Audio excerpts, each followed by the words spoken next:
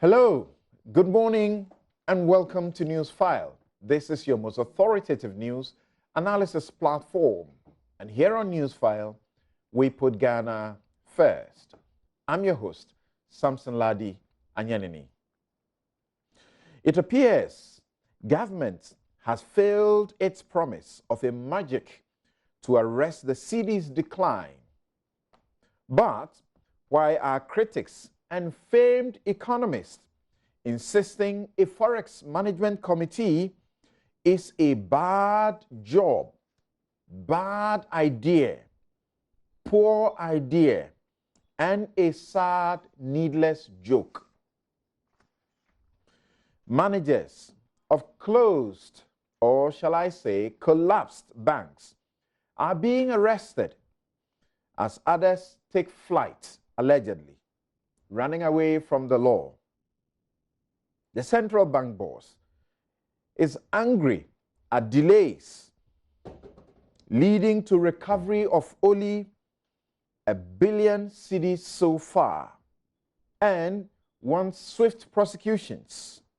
But what's the end game? To collect the near 20 billion Ghana cedis taxpayers' money spent on the quote-unquote cleanup? A major expensive campaign turning out a big failure as officials complain the illegal nation-wrecking galamsey still goes on, threatening our forests and water bodies. We'll be right back to deal with these vexed matters.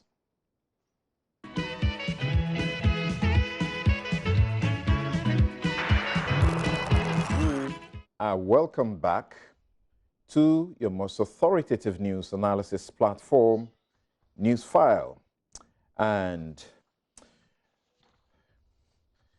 as always, I've got my take, but I invite you to read my take on my joyonline.com. Today, I have continued the education on the right to information law to assist and empower you so you will know how to request information, and when your request is declined, what exactly to do.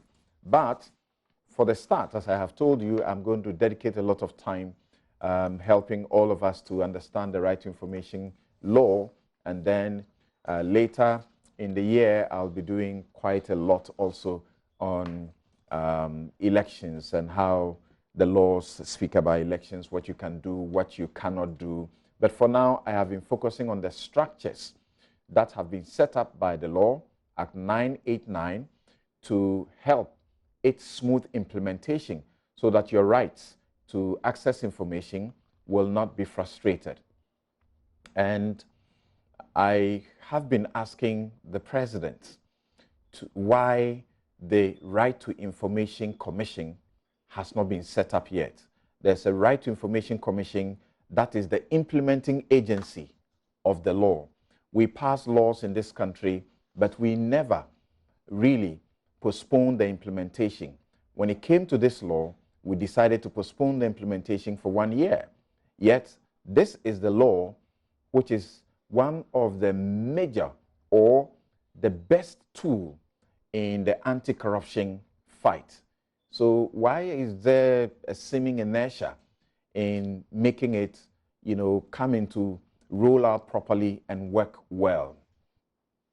And if you thought that you could be jubilating about the passage of this law in 2019, yes, 1992, we discovered that it was important for public to have access to public information, but it has taken us so long to now put it into a law. Article 21, Clause 1F is clear that we are entitled to public information. After all, it is generated for us and on our behalf and with our money. There is no point. It's actually a bit of a joke to want to jubilate at this time. And I've been reading about this book that a good friend of mine, a law teacher, Dinah bought for me during her legal vacation. And I realized that in Finland and Sweden, they had been cherishing these principles and implementing them as far back as the 17 and 1800s and passed their laws in those era. So there's nothing to jubilate about. If we have been able to pass it into law in 2019 and postpone the implementation to 2020, let's do it and do it quick. As it is now, it is the commission that people can make appeals to. It is the commission that will solve people's problems when they make applications to information officer to an institution and is not granted or is refused.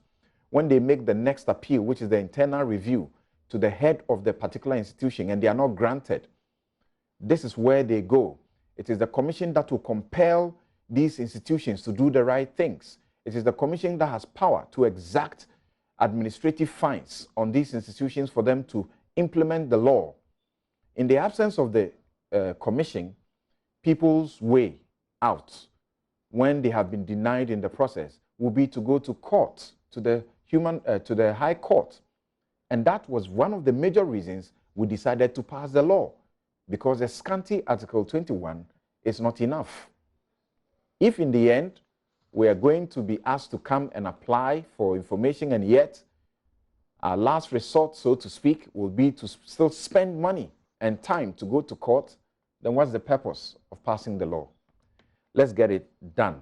The Right to Information Commission must be in motion right now. Thank you very much. You can read my take on myjoyonline.com. So my guests are seated. Professor Godfrey Bokwing is economist and professor of finance at the University of Ghana. Madam Mona Kote is managing partner, BVM Advisory Services, former Deputy Minister of Finance. Ernest Kofi Abuchi is immediate past dean, Gimpa Law School. And on the phone with us will be Joe Jackson, Director of Business Operations, Dalex Finance. We shall have a second round where the panel will change. So thank you very much for joining us. The first issue we are looking at, as you know, has to do with the city's behavior. We, in very ordinary local parlance, with not too much of understanding, but with the populist campaign understanding and language, we understood that, you know, there was a certain arrest and there was a certain imprisonment, and the keys had been, you know, as it were, thrown away or handed to the IGP. So what exactly is happening? What answers does Dr. Bawumia have at this time round? Shall we do campaign with the city anymore? Right. So let's begin, and let's hear Imani's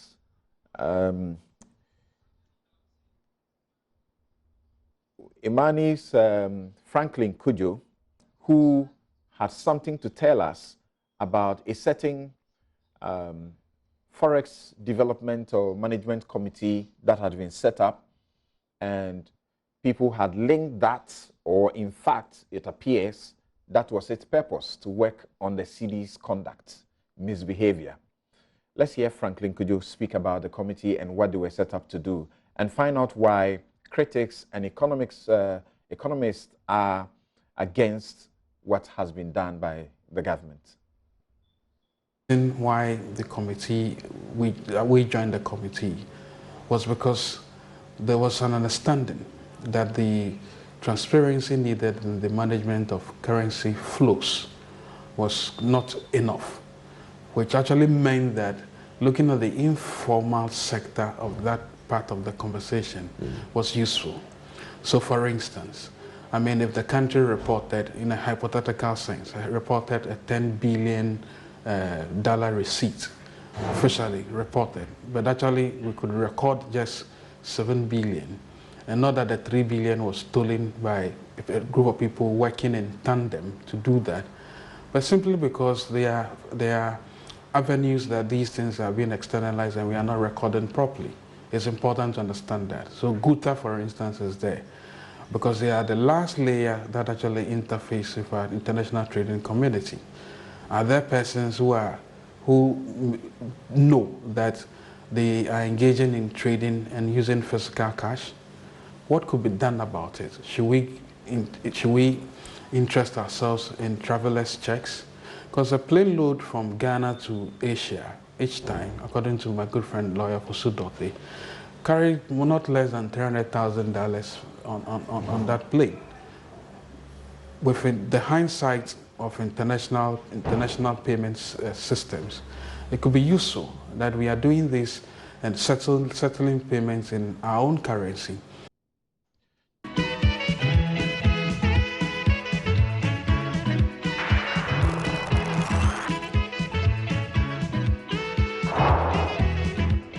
So Franklin Kujo is a member of that committee, and we understand that even those who are doing it on the side, somehow how illegally are being invited to join that committee to see how they can work on, do their work. So let me start with Professor Bokpin. And you may have heard people like celebrated people that we have no doubts about their credentials when it comes to this area. Professor Korte, he says that the Bank of Ghana does a better job than this, seeking to support Mr. Kwame Pianin, who says this is a needless PR stunt and must be dissolved immediately. Why do you think they think the way they think? Thank you very much, and then good morning to our cherished listeners and viewers. So it's an interesting development. I'm looking at it from the angle that the depreciation of the city goes beyond just the boundaries of Bank of Ghana. It's a political... First of all, educate us, how bad is the situation now? Okay, so the city has been depreciating since it was introduced somewhere middle of 1965, and it will continue to depreciate for the foreseeable future. It's as simple as that. We're talking about recent history. Yes. From change of government. Yes. And the promises that this was about, you know, as it were, bad economists, bad managers. This was about incompetence, and that competence was taking over, and this was going to stop. So a certain exaggeration of ability to do something was at play. That, I think, is common knowledge now. Dr. Bamia was exaggerating? To a large extent. Or was being untruthful? Not being untruthful, because when you are in opposition, the way you see things, I think, is different. When you are in government, the way things play out is also different. There's sometimes the theory doesn't work the way it is expected, and the reason is not because the theory is wrong, it's because the assumptions cannot be validated within a certain context. That is also there. But so comparatively, taking the last 4 years of the Mahama administration and the almost 4 years that we have done with the NPP administration, who has been a better manager at the city's conduct? I think when you look at it, maybe, so 2019 under the NPP, I think it's a bit terrible. A bit terrible? Yeah, it's a bit terrible. Largely also because I sense that the Bank of Ghana, from the middle of last year, perhaps was thinking about building its international reserves, maybe looking forward to 2020, which is rather the election year where the exposure is high, and therefore perhaps did not do market intervention, maybe to steer the depreciation within a certain band, because they were looking forward. That perhaps might have occasioned the rate of depreciation we saw.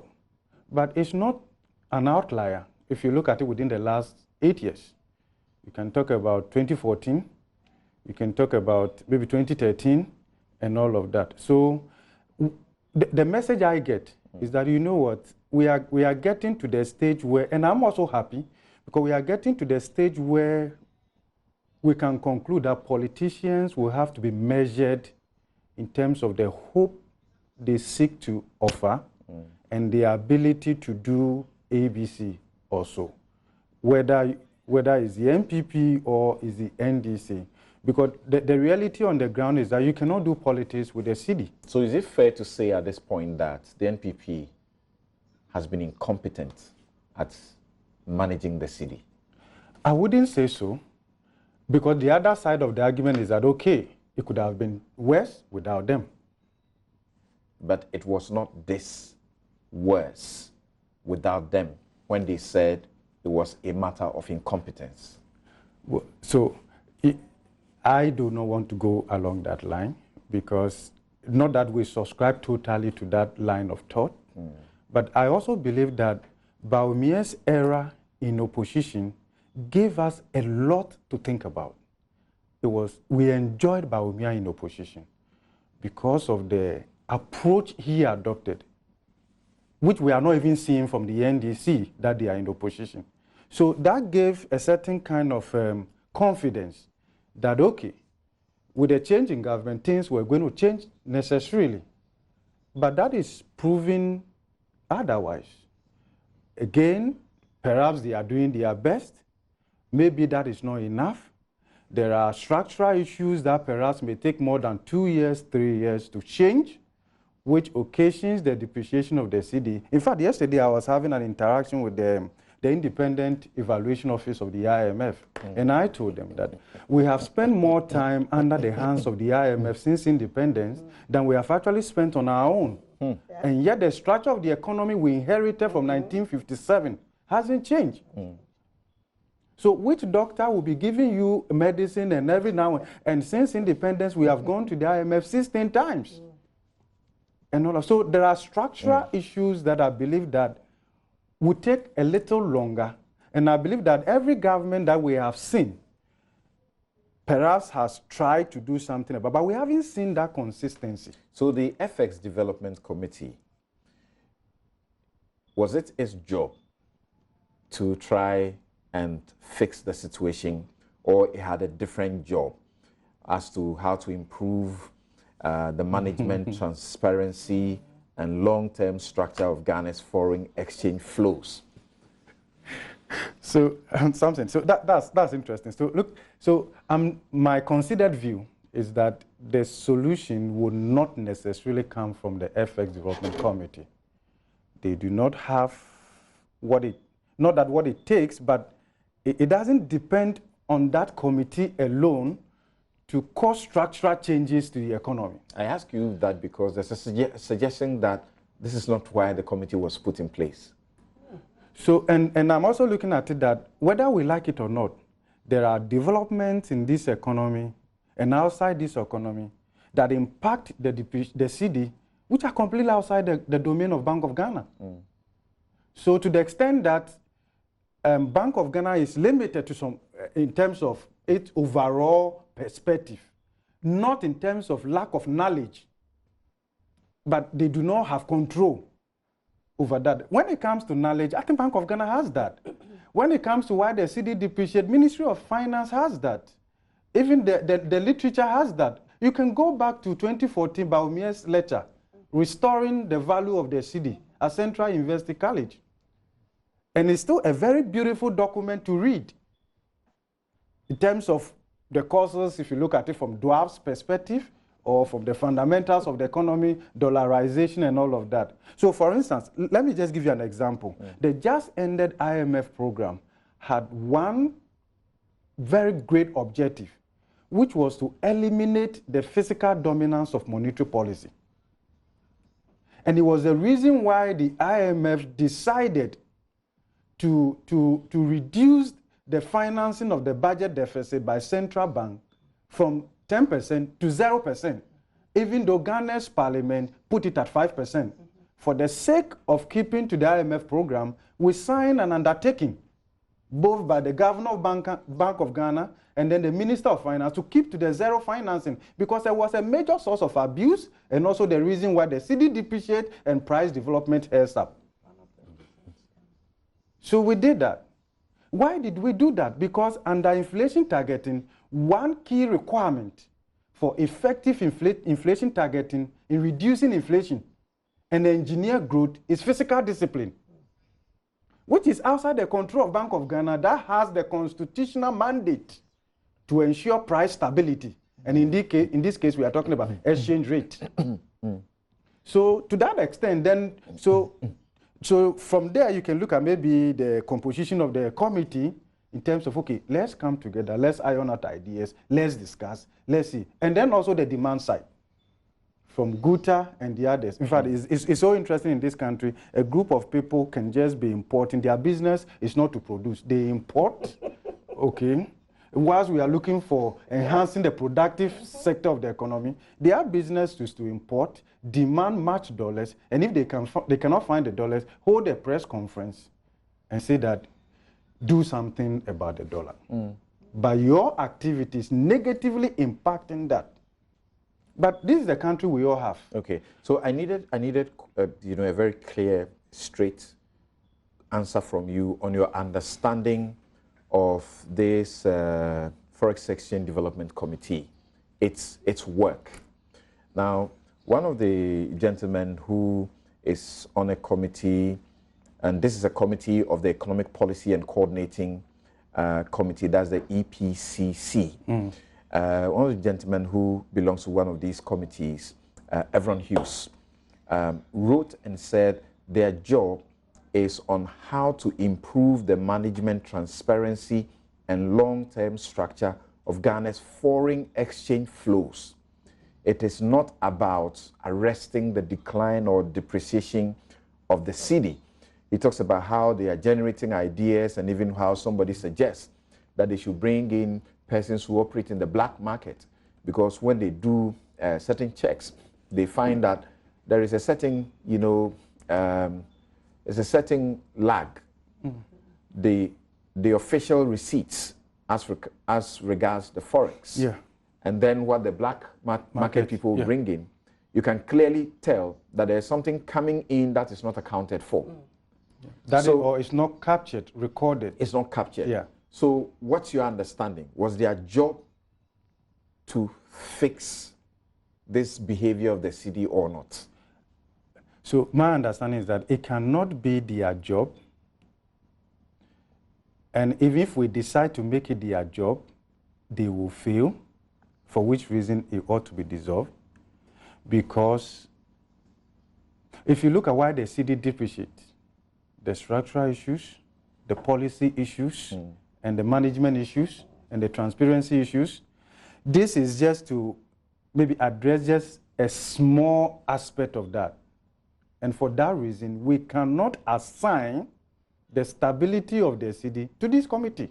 Okay. It will be as good as asking, or as terrible as asking fish to climb a tree. Okay. Mona, why is this strange to some of you in this area?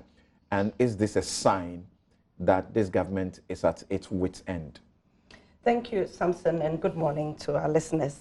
Happy New Year to everyone that I haven't seen this year.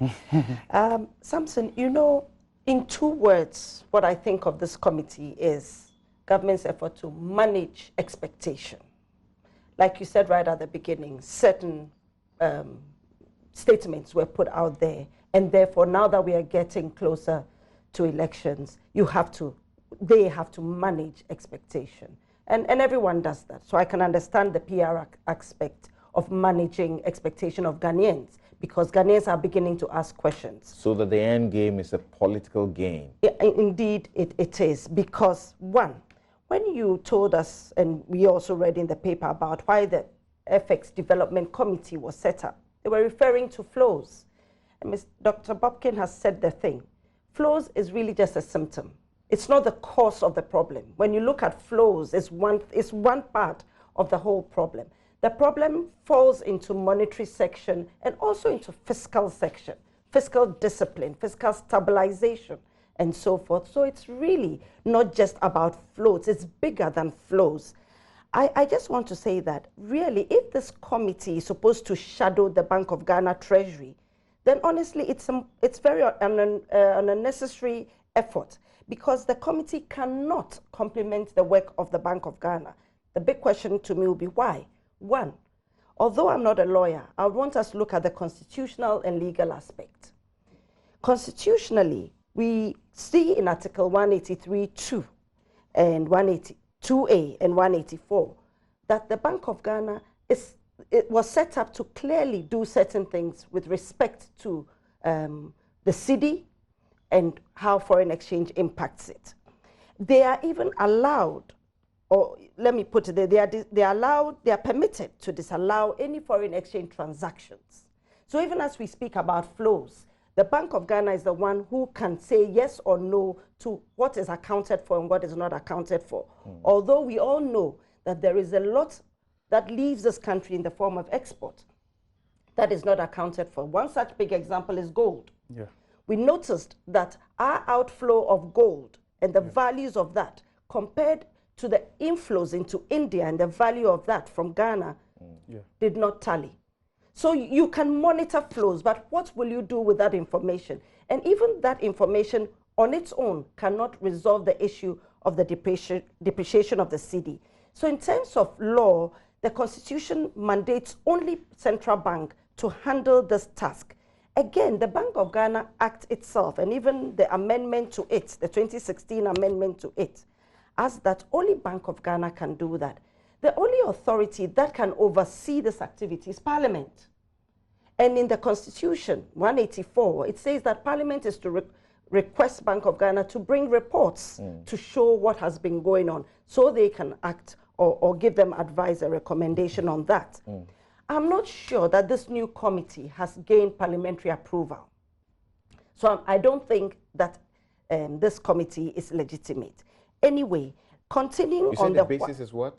The basis, I believe, for is which there is a need for parliamentary approval for a committee by a minister or a ministry? I believe that if the task is to do with central bank activity, monetary policy, looking at foreign exchange rates, interest rates, and so forth, then it falls under the Bank of Ghana's role, which is clearly stated in the Constitution, that they must do it. May need assistance, so he will, execute his job well. In terms of fiscal discipline. Yes. But he has to, we have always, Ministry of Finance has always worked with the central bank on these issues. Now, if there is a need to further align or enhance this role, it is for the joint group to come out and tell us that there is now going to be an FX committee. I have to say, I have not heard anything in the news from Bank of Ghana saying that they are part of this effort. But not doing so, even though they are on the committee, will not make it illegal or even though they are on the committee. I don't believe that the fiscal, which is the Ministry of Finance on its own, can get up and say that I want to do this together with the Bank of Ghana without getting the permission of Parliament and also the buy-in of the Bank of Ghana. Up until now, we only know about one deputy governor being on the committee, but we have not heard from Bank of Ghana the fact that they also wish to have this committee that looks at only flows. Now, in the beginning, we've said that flows alone will not help to arrest the depreciation of the cedi. Okay. I also, from this, when I mentioned managing expectation, look at timing. 3 years into the management of the economy, nothing had been done. Yes, it was mentioned in the last budget, but just as we are going into elections, you set up a committee. When will the committee finish its work and take this small aspect of managing the cedi depreciation and feed it into the Ministry of Finance work of fiscal stabilization together with the Bank of Ghana's work on price stabilization to give us any results? Like Prof. Buckman said, I doubt that we are going to get any results in the near or medium term. Again, I want us to look at the facts, and I'm just building on what the academician here has said. The value of the cedi is fundamentally determined by supply and demand of foreign currency because it's about exchange rate. Okay. Value is relative. And of course, other technical aspects which involve cost of borrowing, so interest rates, and the level of existing government debt. This determines the risks associated with repayment of debt, debt servicing. All of this come together to create a stable economy, plus of course economic growth, to ensure that the cedi can be stable. So that even though the current cedi depreciation can be addressed by monetary policy, it also requires fiscal discipline to be addressed.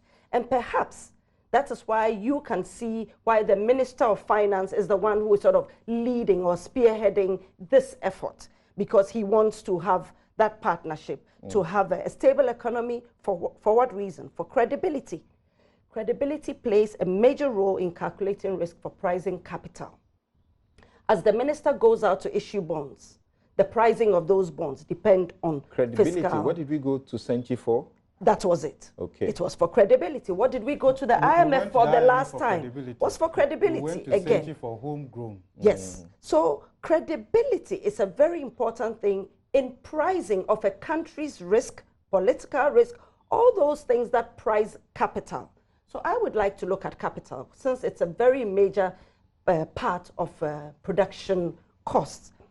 You know, like Prof has said, and we all know around this table, our economy is predominantly an agricultural one. We all know that. We've said that over and over again. What are we doing to change this? What we've all talked about is to add value to agricultural products so that we can export. So that Guta being the import side, we can also have another group who are the export side. After all, at the end of the day, it's about balance. Somebody must import and somebody must export. But we must have a balance rather than a deficit that erodes the stability of the economy.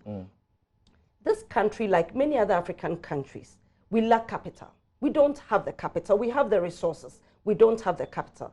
And Sam said, I'm going through this so that the lay person at home understands what public financial management sees. We lack capital. We don't have it. If we want to do oil and gas, we need foreign capital. We don't have the capital in here. Mining, any type of mining, be it gold, bauxite, we need foreign capital. Even in agriculture, we need a certain foreign capital to come in to help us to buy plant and equipment and the things that we need on a consumable basis to grow, be it an agricultural economy or an industrial one. So long as capital is prized, and the way that is priced depends on risk of who is taking the capital, you will find that we as a weaker economy than where we are borrowing from will not be able to borrow dollars at the 1 and 2% that is borrowed in the US. We will end up borrowing at 7, 8, 9, 10, even sometimes 15%. This also impacts our local borrowing, and we are seeing that borrowing is still anywhere between 20 to 50% depending on where you borrow from. So it is important that we realize that so long as we do not have capital homegrown, in-house, and we have to go out and borrow, we will always face interest rate risks, foreign exchange risks. This is pure treasury management when it comes to that. And therefore, our cedi, as Dr. Popkin has said, will continue to depreciate until we change the structure of the economy. And as governments come and governments go, there has to be a time when we agree, both monetary and fiscal, that we need to do this work rather than talk about it. I think we've talked a lot about value addition, the value chain, moving from agri to industrial, using what we have to grow industry. We now have to walk the talk as a country. And that, I believe, is what will solve this problem. That is the cause. But if we continue to look at flows and traders and so forth, we are looking at the symptoms. Okay. So I believe government today is trying to manage expectation. And that is why, for pure economists and finance people, they see this as honestly unnecessary and an effort in futility at this point in time, because that is not what will resolve the issue. We must walk the talk of growing our economy, changing it fundamentally, Some will and say, reducing some will say our this debt is a as a sign. nation. This is a sign of proactivity on the part of a management team, because I am looking at the average annual rate of depreciation of the cedi against the US dollar. And I'm looking at the Bank of Ghana's report as of December 20. That's last year. 2019. Yes. Okay. You will see that between 2013 and 2016, we did the depreciation of 18.0. And then between 2017 and 2019, we did almost 9%. That's 8.73. But last year it was about 12.7%, right? Right. Last year. Yes, it was. So that's what I said. So that last generally, year, we are last year seemed our to be city like an depreciates. outlier. Yeah. An outlier. But if you look at it over the period, and you can see why the central bank was doing this. I said that they perhaps intentionally were building their reserves against 2020. And we've seen Yes, the because numbers. if you look They at the have built first the 58 reserves. transaction days of 2019, the city lost quite rapidly against the dollar. But we are not seeing that now. What do you In the say? same What do you manner. say briefly about the question about the capacity, legal or constitutional basis? Does it really matter the way Mona raises it if we look at it from the point of view that this is a committee of the EPCC, where the governor of the bank itself co-chairs, and then we understand that on this committee also a deputy governor of the bank. It's one of the members. Yes, it's a member. So the question that she raises about its, legality or constitution or appropriateness. Or is it just an ad hoc committee to last a few months? Is it something we should be thinking about? Well, as an economist, when I see a professor of law or somebody from law, I feel dwarfed. So maybe Prof here would talk about it. But this is how I'm looking at it. And I agree to a large extent the PR aspect of the committee. And the fact that it doesn't have parliamentary approval, will that even will there be a situation where halfway through its work, Parliament says you're not allowed to do this, stop work, and anyway it's not useful? Maybe when we look at the mandate of the committee, and then I'm not too sure those who set it up, they set it up more or less to take over the powers of Bank of Ghana. Well, you can't even do that if you try. Yes, I'm not looking at it purely from that angle, but given the fact that, look, whether we like it or not, the cedi's depreciation has moved beyond just the preserve of Bank of Ghana. Perhaps in recent times, the first town hall meeting of the economic management team was about the cedi. Yeah. Essentially. Perhaps we would have wished that Bank of Ghana would rather tell us why it is so, but it's purely on the menu of politics now. Look, when you go back to the Bible, the first time we are told Christ cracked the whip, it was about currency. Money changes in the temple. That's how prominent it was, even then, and all of that. So, but I want to, so I'm okay, value addition and all of that, but we are going beyond just value addition. And we are talking about the ownership content in the economy. Because as we're exporting, I can say we have been exporting. Because when you look at the statistics from Bank of Ghana, in fact, towards the end of 2016 to now, our trade balance is positive. Okay. True, Prof, and we have been exporting, but what are we exporting? Yeah, are we exporting enough so that we can have a surplus that is sustainable, not a surplus that shows up every So let me now get and to then? Abuchi, and I'll return to you for brief wraps, looking into how to make this sustainable, because that's really what we all are looking forward to, so that, we don't become interested in hoarding dollars, rather, instead of being proud of our own currency. Now, those who are raising the questions about legality and other things, they clearly say, well, the law, the Bank of Ghana Act is very clear. Whose responsibility, or the Constitution is clear, whose responsibility is it, or which institution has been nominated by law to be responsible for managing, foreign exchange in the country? It's the Bank of Ghana. So why is the committee not a Bank of Ghana committee, but a Ministry of Finance committee? Well, it's interesting that Honorable Monakote, the former Deputy Minister, will say this. And so from a legal standpoint, I have to be honest, I am not as worried as people are worried about this. There's a principle in interpretation that the lawmaker assumes what he says when he deliberately omits a word.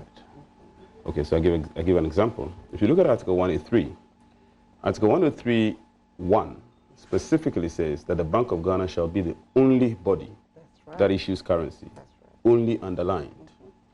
Article 183(2)B says the Bank of Ghana shall be the sole custodian of the funds of Ghana. Now contrast this with Article 183(2)A, A. 1832A omits these two words. That is sole or only. It says the Bank of Ghana shall be responsible for the stability of the currency. This is not accidental. Well, not responsible, promote and maintain. Maintaining the currency, yes, the stability of the currency. Yeah. This is not accidental. I agree. This is deliberate. And that is why we said it is bigger than monetary. Right. It And involves exactly. fiscal discipline. Point. It is deliberate to the extent, yes. it's deliberate to the extent more. partly of which Professor Bokpin mentioned earlier, Yes, it takes that more. the stability of the currency is a mixture of monetary and fiscal policy. Indeed. It's not just one thing. Yeah. Definitely. So indiscipline in the fiscal space can impact on the monetary space. And let's face it, it is government policy, largely speaking. We're speaking of balance of trade deficits and all these things. The failure in these respects cannot impact the currency. And so the framers of the Constitution, I am confident, understood this dynamic carefully when they gave the responsibility to the Bank of Ghana, that in this space you can't give the Bank of Ghana the sole responsibility. Because in many cases, like he indicated again, the Bank of Ghana can have all the knowledge, can put in place all the policies, but if structural and other systemic failures are operational in other spaces, these are going to impact ultimately on the currency. So my thinking in this regard, therefore, is that it is a shared responsibility between government and the Bank of Ghana. But the reason why in many countries, the central banks are often given this responsibility in a heavy way is mainly because you want to insulate the currency from the pressures of politics. And that's why we know that the United States, for example, have been going hard on other countries, including China. There was the threat of calling China a currency manipulator, because they do not want countries to basically dictate by way of political decision-making how currencies behave. Yes. And especially in the area of trade, to ensure that somehow other countries are dumped or have the goods of other countries dumped in because of all these manipulative things. But let me also take the liberty, let me seek the permission of Prof and you, since Prof said when it's law, he has to take permission. When it's economics, I'm a nobody. So let me just also seek permission to express a few opinions on some of the things that you said. And I share a lot of the things that you said. I think. And just before you go there, Mr. Abuchi, just a quick one, please. When you look at Article 184 of the Constitution, which refers to foreign exchange dealings, and I agree with everything that you said, but when you look at 184, which says that the Committee of Parliament is responsible for financial measures, shall monitor the foreign exchange receipts and payments. And I bring this up because the committee is supposed to look at transparency in flows. Okay. When you read 184, it then goes on to tell you that government, of course, as you've said, is involved through parliament, legislature, through parliament. Shouldn't there be parliamentary approval of this committee if the monetary and the fiscal have agreed that we both impact currency depreciation, so we want to form a committee? Okay. Shouldn't we get parliamentary committee approval? So once we go back to the question of parliamentary approval, the terms of reference for the Foreign Exchange Development Committee, I'll just read just a small portion of it.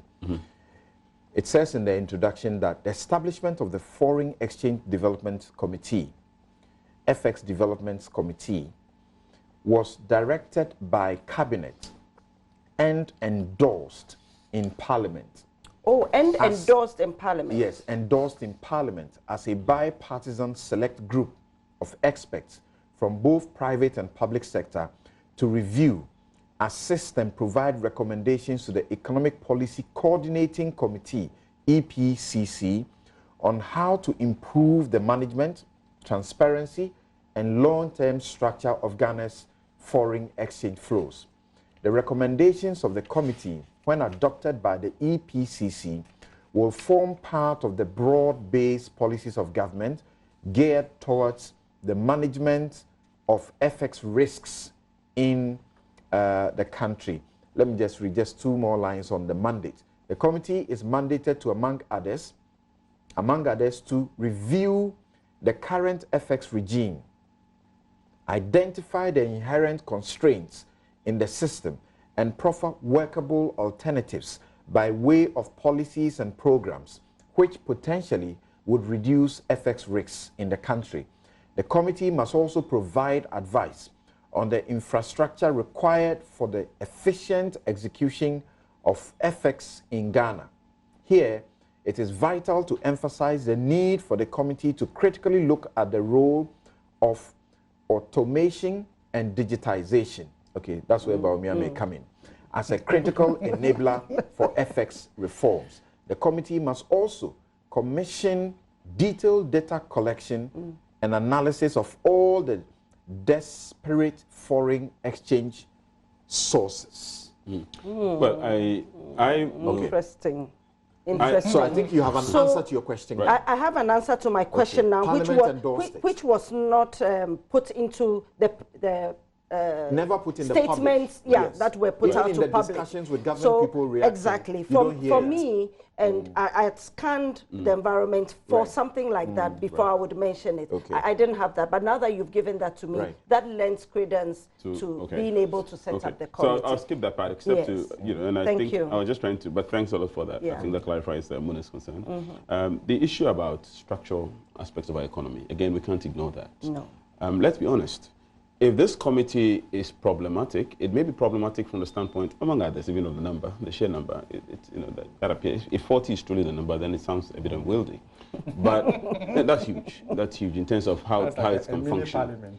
But it's in terms of how it will function. Bigger than the committee. Right. But from the standpoint of the legality of the committee itself, the point I made earlier to you, is that the committee can share the responsibility of the Bank of Ghana. The Bank of Ghana has a core mandate which is specifically indicated there, and where the responsibility of the Bank of Ghana is singular, the law is clear.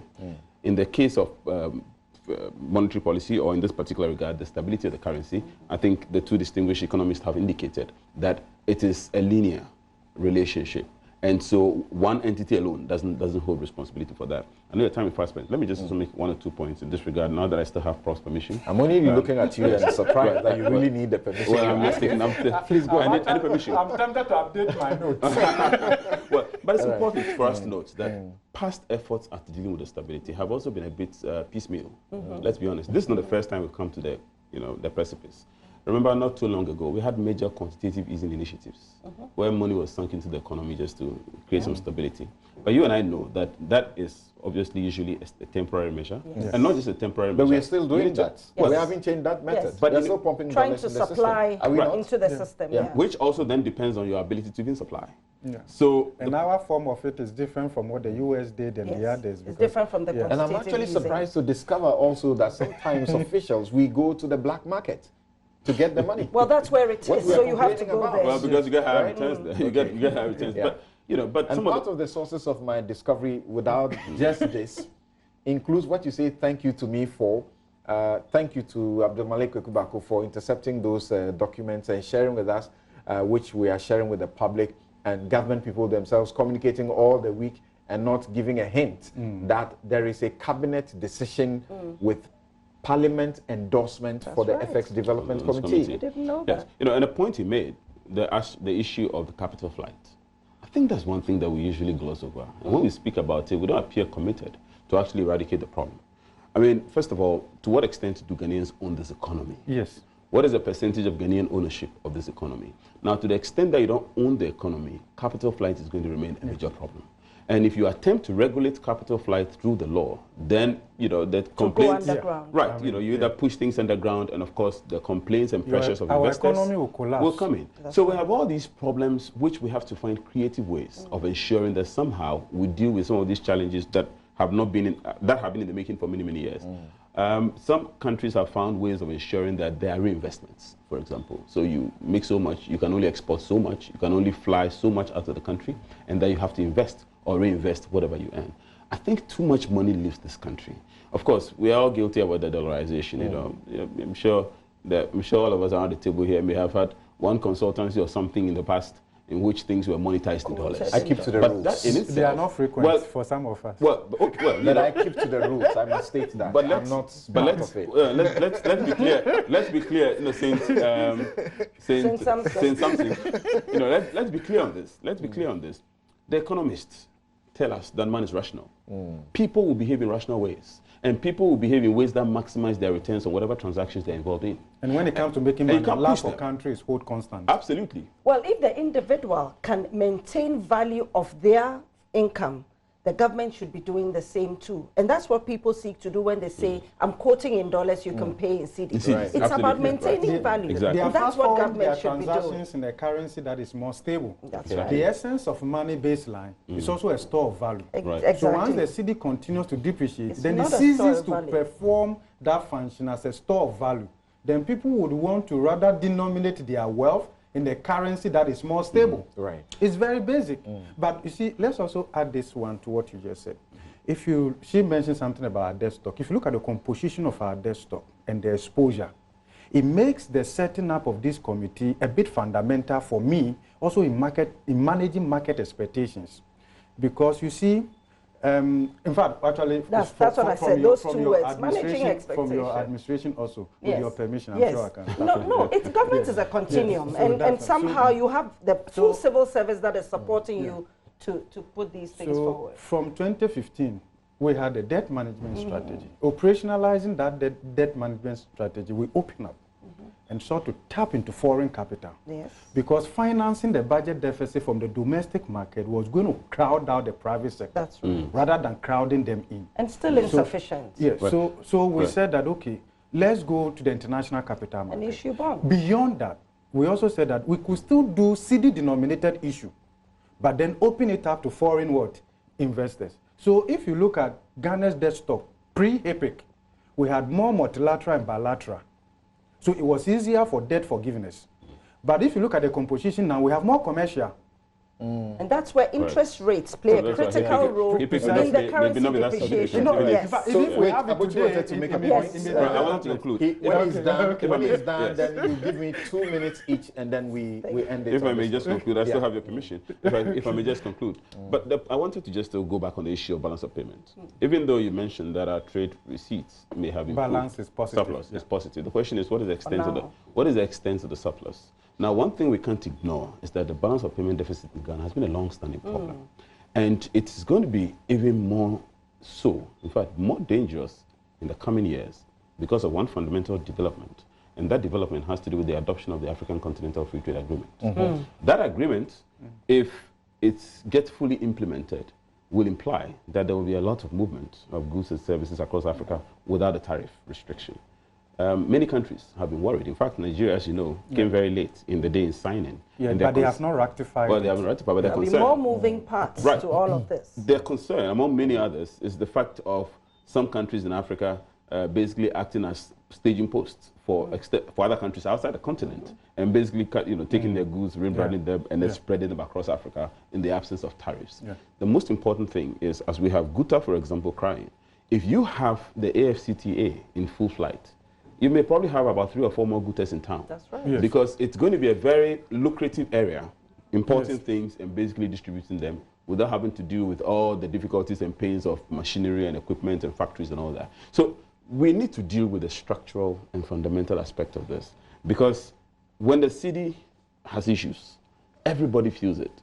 I mean, your salary is no more what it used to be by the time it hits your account. Because Because it fits into things have local changed. price development. Right. So I think I'll basically leave it here for now. Right. But the permissions he's asking for and all. There was a day I was having a discussion with a laughing stock of us or something, right? with Mr. Abuchi, and because he references the AFTA, Yeah. you know, and his perspective about this thing that now they call them developed countries. One president gets up, invite all our presidents to go and sit under them. Right. When Something African summit, something Ghana summit. Yes, if we actually focused on what we have. I honestly The don't understand population something. at our- If I can just use the opportunity that you just brought that up, I've always mentioned this. You know, the GDP is the GDP of Russia, for example, 1.5 trillion. The GDP of Africa is more than that. Yeah, the GDP combined is over $3 GDP trillion. So the question I ask is, who should be hosting who? Exactly. France is hosting Africa. Russia is hosting Africa. Turkey. The UK just hosted Africa. Turkey is hosting. Many of these countries, our combined GDP is more than them. And our combined GDP, you're speaking of just the production. Talk of, as you mentioned, the things on the ground. Yeah. When you talk of our extractive resources that we have, Yeah. it's way in excess of all these countries. We should be hosting them. And for me, the thing is, of course, we all know the African problem. We're not talking among ourselves. We are not united. We still have the Balkanized continent. You know, the French countries are still hooked to their metropolitan country, the former metropolitan country, France. But on a more modern and more specific thing, if you take, for example, the WTO agreement, the WTO agreement has measures in there for countries under pressure, for small economies, and for countries that are facing the challenges of dumping to activate. One of them is what is called the countervailing rules. You know, when you activate the countervailing rules, you can actually keep out of your domain goods that you think constitute dumping. And you and I have to be honest about it. We know in Ghana, there are many goods in town which, frankly, are purely in the scope of dumping. We are not leveraging on our market. That's serious. And because we are not one to negotiate from position of strength. We don't have to negotiate the problem. This one, the law allows you. So Mona, starting with you in 2 minutes, do you or do you not agree that this committee has a role, and depending on how it performs its role, can assist to have a sort of a permanence of arresting, you know, the forex situation in this country? Meantime, Kofi, Dr. William Boateng, right, he says that Kofi's point of rationality is very profound, and this is an economist talking to you, a lawyer. It's only policy and systems that could shape people's behavior in manner that would not direct the economy in a wrong direction. Yes. I would just say this in 1 minute. I believe that this committee, its role, what it's, the things it's supposed to do, are things that should have been done already, are actually being done already, because there are so many times where the Ministry of Finance or the Central Bank have called these same people to informal meetings. So these are things that are going on already. I think that if we want to formalize it and have it permanent, that we have a permanent committee that even gives feedback to both the Bank of Ghana and the Ministry of Finance, that's fine as well. I speak to the timing of this committee, that it seems to have come late in the day, but it has still come. It can be useful if we widen its mandate more than flows, because what will address the depreciation of the cedi is more than just looking at the flows, but looking at fiscal discipline, looking at the structure of the economy and so forth. So perhaps we should look at that committee in a much broader perspective and make its work more comprehensive, and again make it permanent so that they can always give feedback, which they do anyway. But let us say that in the past, the feedback, maybe it's not going through proper channels, it's not being monitored by Parliament. Now that you tell me that there is Parliament approval, that their feedback would also be made known to us, the citizens, and be made known to all the other development partners and to agencies like the World Bank and IMF who want to assist us grow our economy. Okay, thank you. Yes, Prof. Yes, so thank you. I think that when the announcement was made, I believe that maybe largely we didn't take time to actually do a little bit of research, as you have. No, but there are other professors who have assessed the whole situation. But that is what I'm saying. That so and their conclusion, I suppose, may not change. Yes, or what I'm could saying, change after what the I'm year saying that if you of look at it purely from the perspective of arresting the cedi, the depreciation, then this committee perhaps is not necessary, because it will not be able to deliver on that objective. But if you look at the composition of our but if it delivers on the objectives of the forex as they have been set up, it what will is only the deliver effect? on flows. It Yes. won't deliver on depreciation. No, I thought the currency. effect will be natural. No. Do you know That will affect the city's stability. No. To a large extent, it will harness knowledge. Yes. But I can tell you that our problem as a country is more implementation and the consistency. And it doesn't lie within this committee to do that. That is where I'm coming from. And when you talk about the structural rigidities and all of that, I'm not too sure this committee. The mandate has to can be do much that. wider. But because when you look at the composition of our desktop today, The market, structural rigidities, they are among their responsibilities. They are to achieve these things. These are the expectations. The encouragement is the Minister of Finance is on that. Properly scrutinize Yes. the existing FX execution systems. Identify the strengths, weaknesses, and opportunities. Apply the forward-looking research on all FX sources and uses to provide better forecasting for proactive FX management, as well as incorporating related issues such as import prioritization and substitution, and what the impact of the following have on the FX. One, the African Continental Free Trade Area after, and the introduction of a single currency, ECO, in the West African Economic Bloc. They are to offer counsel to the EPCC on efficient market intervention, transparent rate setting, and instantaneous price discovery. The committee is to collaborate with FX committees in other jurisdictions to share perspectives of common interest on the structure and functioning of the FX market.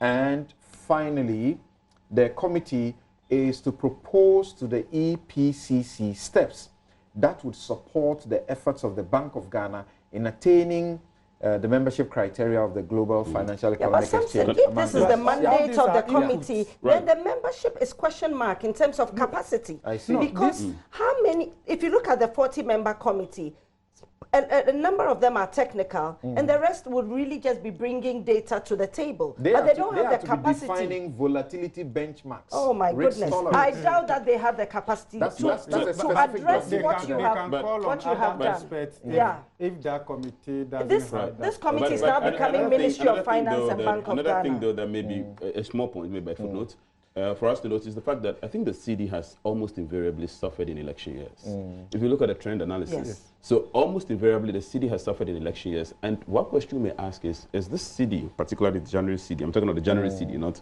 the before January, is the January CD responding to anticipatory factors, things that may not have happened yet, but in anticipation of the fact Usually that in it's elections, all- the usual overspending put in, among yeah, others. it's factored in. Anticipation, It's yes. all So that factored was in. my question, really. It's all Now factored we are in. going into 2020 Yeah. elections. Correct. That's Yeah. the anticipatory stuff. Yes, So the that's city what I'm is saying, that factored it's in. more of also Managing managing market expectations. expectations. Yeah, Because managing if you look at the expectations. composition of our But we'll desktop, it's very- destroy all of this in December 2020, by December 2020, right?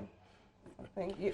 No, I don't It- have to be a That prophet. answers I don't have to be a prophet. That's Well, what no, you're no, that no, answers Samuel, your something. question. That depends on whether, if that is true, that depends on whether the anticipatory things happen. If they don't happen, even though the instability may have already been occasioned, the extent to which it further depreciates or gains against the major other currencies may be dependent, I think, to an extent. So Prof my will correct me, question but to you, I'm Prof, sure. that question. So expectation plays a critical role in the depreciation of the city, especially given the composition of our debt stock. You see, there's so much negative news emanating from this country. And in the market, negative news exert greater volatility in the market than positive news of the same magnitude. So we have foreign investors who are participating heavily in our debt stock. So negative news, exaggeration and all of that, they don't have the benefit of checking here and there. And they price that. And if they decide to seek early redemption of their investment, okay, and our FX market is very shallow. Okay. It's very shallow. So that is where I think the committees it's setting up is good to the extent that it can help manage that expectation. And that is- But if you look at all that you have read here also, they are more of input, making input. And I doubt that they have the capacity. My encouragement is And that the the last Minister of point is Finance is on interesting that. also because of the political And game. since Why it's- is that your encouragement? And that A decision when maker. I'm not like- too a long decision ago, maker who is we're making the told decision at the we're very told last about minute. the speculation, All this time. Yes. the speculation and all the talk about the city not being really important. It was just about incompetence. They And do was it not about against what each you said. other. Why didn't they do Okay. that And right that at the is why I beginning, think since they that were the so politics competent? Alright. is becoming mute now Okay. because That's the right. evidence Alright, so- is telling us that So let's once go again, we are beyond back to Let's that. go Be beyond careful, let's please get don't to talk down reality. the city. Yes, We'll be don't. right back. because we'll be it's right effect will back. not discriminate. Right. We'll be The city right will back evolve. to ask That's right. questions about the bank collapse or bank closures and the processes towards prosecution. We know that recoveries have been made so far. About 1 billion has been recovered, but your money, my money, almost 20 billion has gone into this. Are we getting it back with the prosecutions? We'll be right back.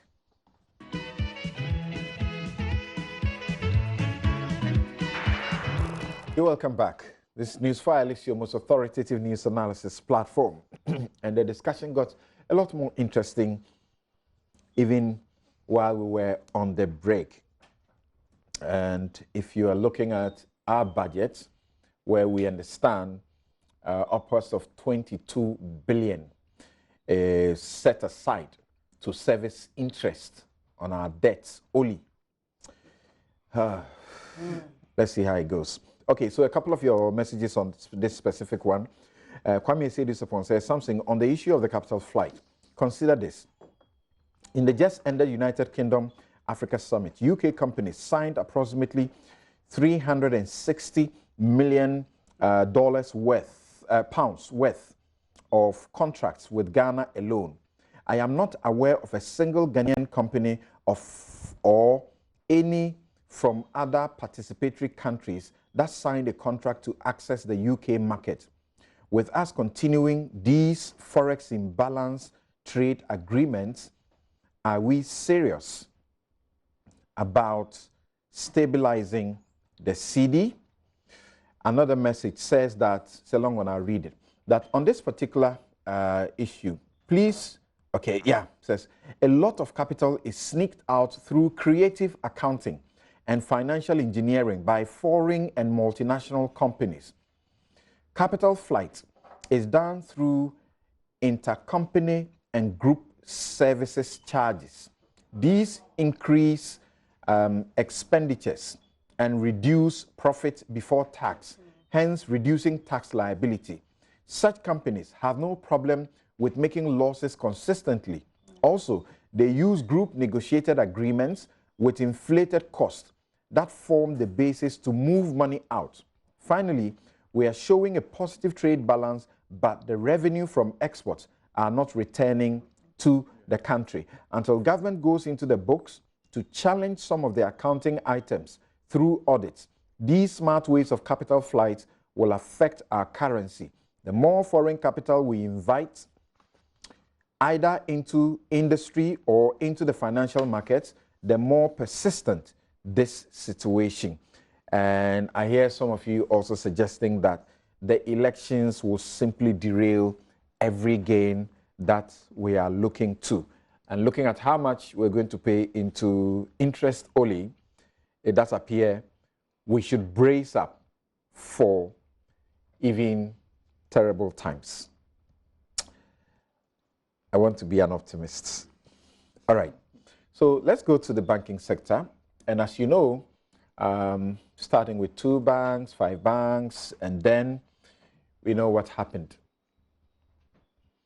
After the revocation of their licenses and the assignment to those banks, 5 of them to a new bank, Consolidated Bank, we pushed our tax money into it.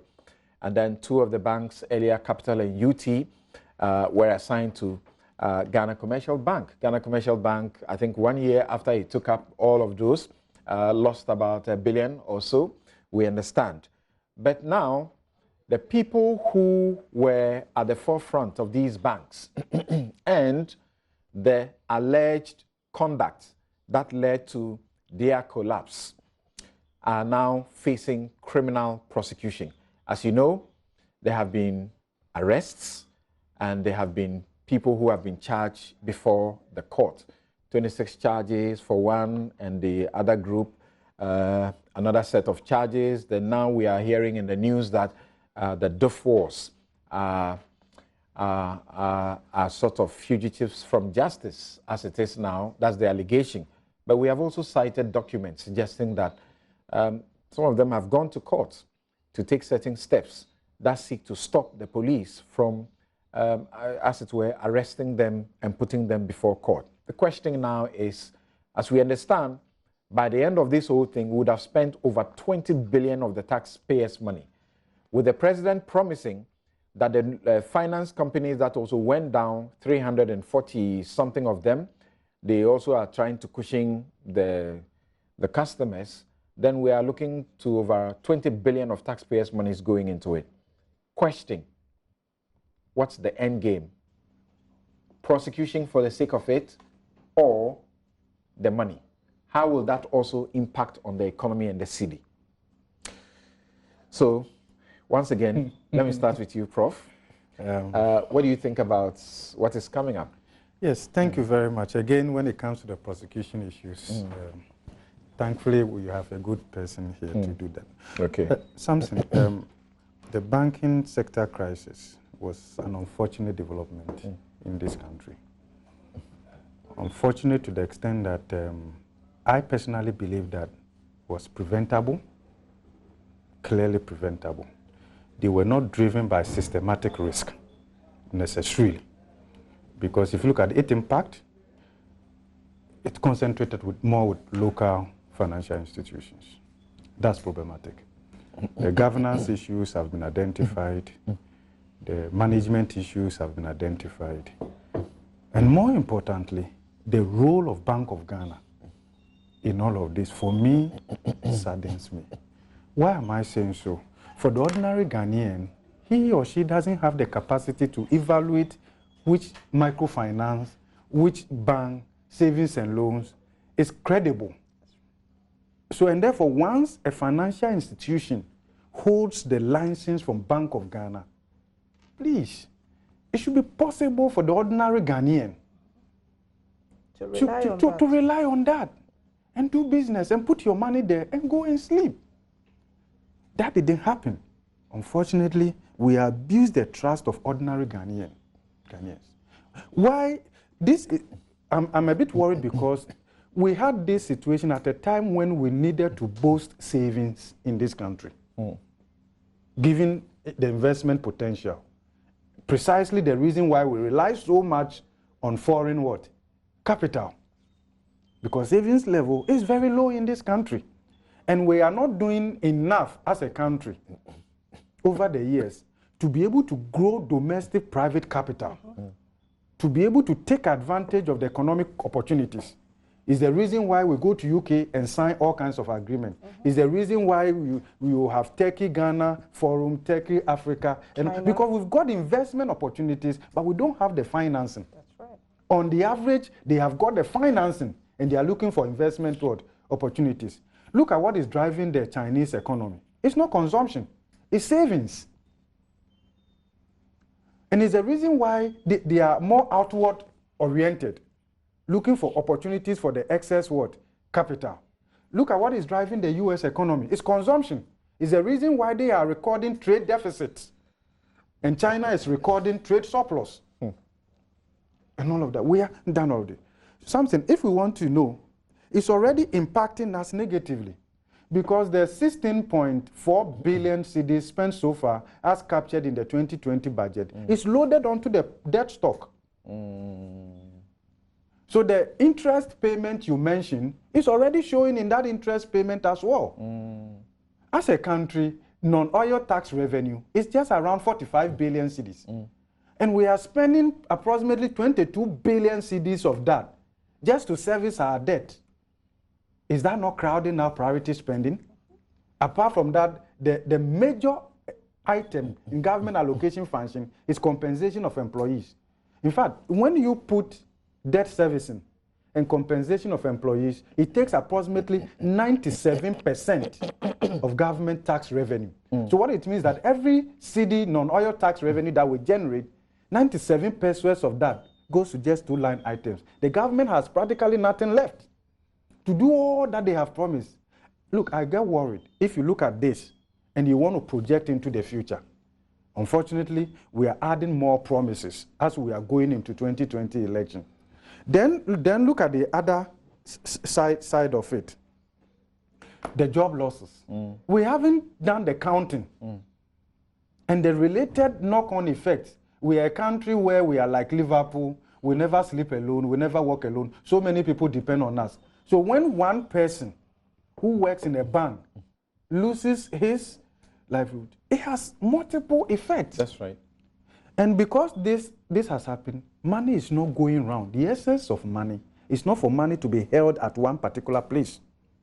And that is why we are saying that the crisis we saw in 2017 did not start in 2017. But the vulnerability started building up towards the end of 2011. When you see your non-performing loans going up consistently that way, it inhibits credit creation and ability of banks to do proper intermediation. What do you say the governor of the Bank of Ghana, Dr. Ernest Addison, at the New Year School has been urging law enforcement agencies and the criminal investigative authorities to speed up investigations into what he describes as several suspicious transactions brought to their attention by the receivers of the 9 collapsed banks. 9 collapsed banks, in order to facilitate prosecutions. He says that to some extent, quote, to some extent, the recovery efforts have been hampered by frivolous legal challenges. Is that what you note that? Frivolous legal challenges mounted by some complicit persons intended to frustrate the receivers. These schemes ought not be countenanced by the courts, as they do not inure to the benefit of the real victims of these multiple failures. The taxpayers that have had to pay for the cost of these failures and must not be left holding the raw end of the stick in the circumstances. Samson, he's frustrated now. Every day you are on the media, all of us, we are saying, do the work, collect the money, prosecute. Fine, granted. I think it will also be helpful, with all apologies, that the governor of Bank of Ghana will direct his attention also to the necessary inward reforms at Bank of Ghana. That something like this doesn't happen again. We have not seen enough of that, or much of that. When it comes to how the law works and all of that, I'm not a legal person. There are watchers who say the Bank of Ghana has done enough so far. Look, I don't think so. Look, the bulk of this thing that we are talking about here was created, supervised, presided over largely by Bank of Ghana. Of course, the headship changed, and therefore the incentive to go all out is higher because those who more or less like who were there when these things happen are no longer there. It's like a new team, and usually the incentive to go all out on cleanup and all of that is very high. But I think beyond that, we have said before that we need to take this discussion beyond just prosecuting those who are in the, from where I sit, I will prioritize recovery of the monies than maybe putting 8 or so people in jail or so. First of all, we were talking about liquidity of how much involved. If you take the, is it Capital Bank alone, we're talking about liquidity in excess of 600 million Ghana cedis. NIB, NIB 800, Capital Bank, all of that. Yeah, all of that. So, what is the significance of 1 billion recovered so far? I haven't been that hopeful myself in terms of the extent to which we can do this recovery. You say that should be the focus. And that should be the priority. He says they are being frustrated because there are frivolous legal challenges. Well, if it's available for any of them to use, I believe that they have the right to do so. They should have expected that. They have the right to do so because it's part of the way they can also protect themselves. Because to date, we haven't heard enough from them in terms of, because we have heard more in terms of what others are saying, or Bank of Ghana or the reviewer has been saying about what has happened, but I believe that they will also have their turn, maybe in the court or so, to also explain and all of that. And sometimes we get to see a better perspective when the other parties come on board with other evidence, with other and all of that. So I think that we should not just, as long as it's within the law and all of that, fine. But my good friend is here. So if you look at the contribution of the service sector to GDP, you can see the effect of the bailout showing negative when it comes to financial and insurance. 2017. In fact, it dipped a bit, running to 2016. They had the highest growth and rate, then it went down because of the bailout 2017, 2018. But we've seen a little pickup now towards the end of 2019, which I think is good, and somebody can interpret that to mean that the worst is over because the pickup has started. But right now, the biggest problem right now is to be able to infuse greater liquidity into the economy, which has been a problem. And people are having challenges assessing their funds and all of that. And we have to be able to focus more on addressing these issues in order to ease the restrictions on the growth drivers of the economy, so jobs can be created for people. Because people. Okay. Now, Mr. Bochi, let's look at the criminal side of things, of law. And these people, apparently, the majority of them are appearing before your friend in the Eric Chebafor's court. I mean, the judge who has been in the news because of some attacks at his integrity.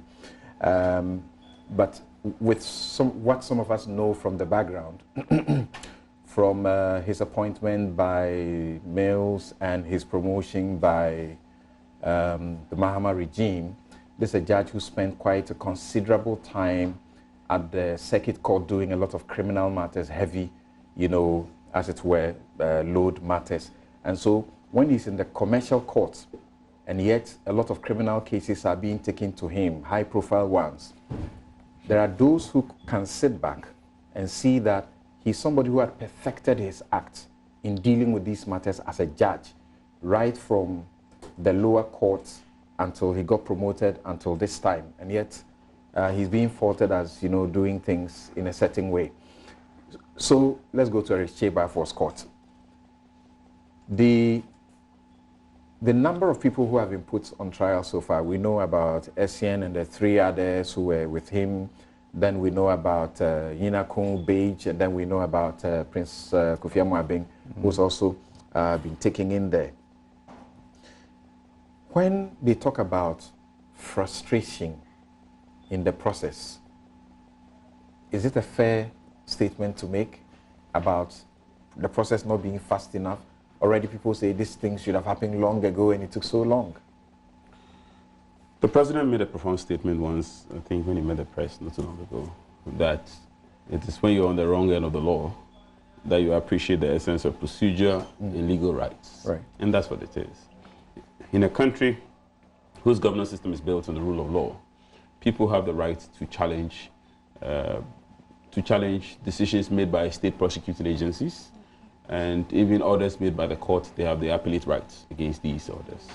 And so I can understand the frustrations of the governor of the Bank of Ghana, but for these people, it is called a right. Yeah. And for the governor of the Bank of Ghana, it's called frustration. It's understandable. Okay. It's understandable. All Well, right. he's expecting results, but his results is someone's liberty. And that's where the dynamics change, you know. He's getting results in someone's incarceration. That's right. And therefore, that person will fight until he can fight no more. Look, the truth of the matter is this. We should expect more of this because the problems inherent in the banking sector, which has culminated in this, are deeper than we see. A lot of these non-performing loans, NPLs, as they call them, are the symptom of a dysfunctional system. People set up companies. I had the pleasure of speaking to some directors about 2 days ago, and I made this point, that the most singular fraudulent mechanism in Ghana today is the instrument of companies.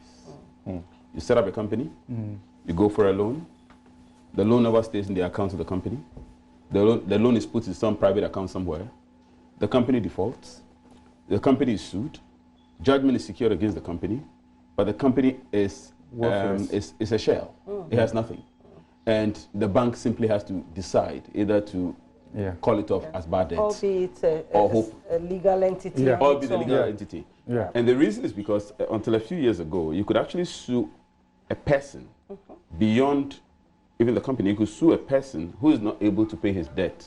Not actually sue. You could bring criminal proceedings against the person who is not able to pay his debt. Okay. And the court will ask him to show cause why he should not be put in prison for his inability to pay his debts. That law has since been scrapped. It is part of the reason why today people are very happy with indebtedness. Since 2004. Since 2004. Wow. If you don't pay your debt today, the worst that can happen is nothing happens. Essentially, if you have assets, they get seized. If they don't, Individual debt. Individual debts. And for companies, you simply write them off as bad debts. So the problems we have today, a lot of these transactions is mentioned as suspicious transactions. A lot of them, people have made, now these points are allegations, so I'm not claiming that I have the facts.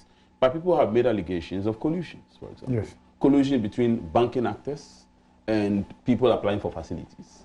And a sense of conspiracy between parties to these transactions, and ultimately the losers are the banks. Yes. Ultimately, what we have are toxic assets sitting in the books of banks. The losers are the depositors. The depositors ultimately, in fact, indeed, not just the banks. The banks lose out, and then ultimately the depositors.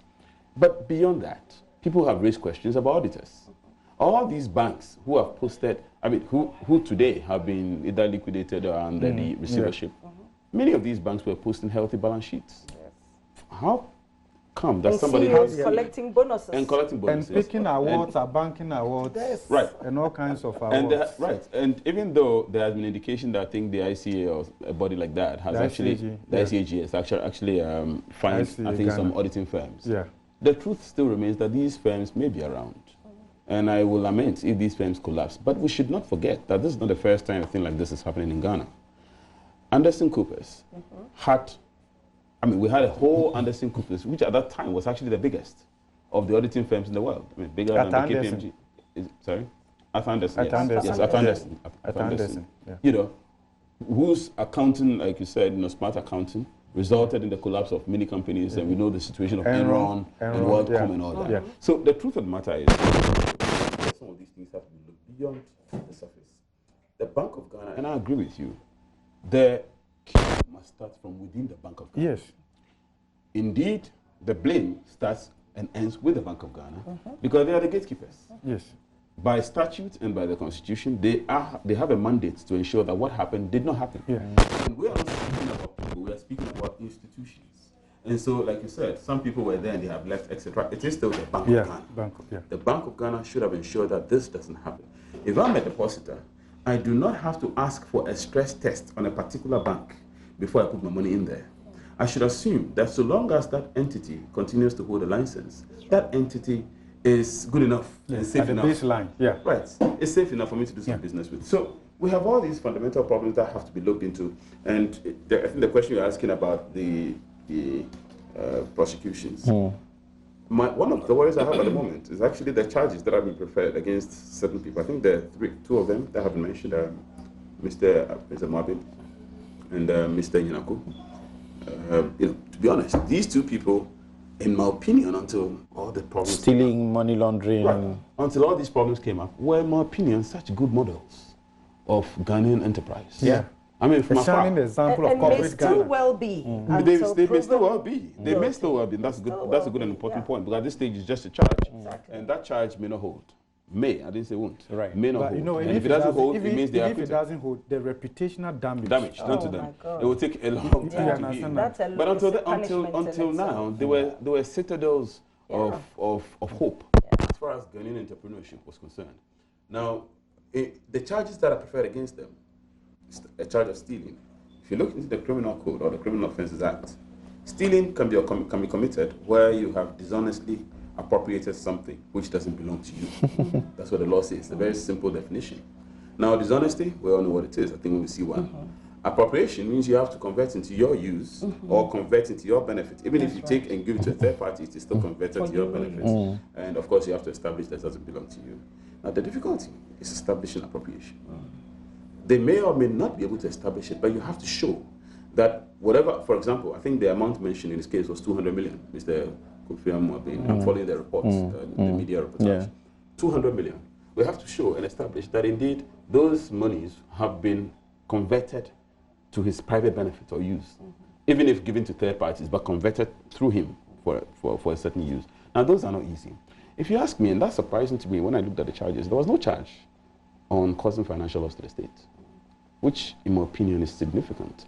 Because whatever may have happened, assuming that, again, we don't know the facts, assuming that this is true, whatever may have happened, that resulted in the bailout, or did I miss it? I doubt, because I haven't No, seen it. we didn't see we that. I have didn't see not it. looked at the charge sheet. I haven't seen that. So I haven't exactly. I haven't seen the charge sheet, and that's why I indicated. I But the point caution you were that I'm raising, just there speaking from the was an reportage, yes. earlier court hearing by the Capital Bank Group, and Dominic Ayene, the lawyer for one of them, appeared and said, this is going to be very strange, and the very first time in the country's history.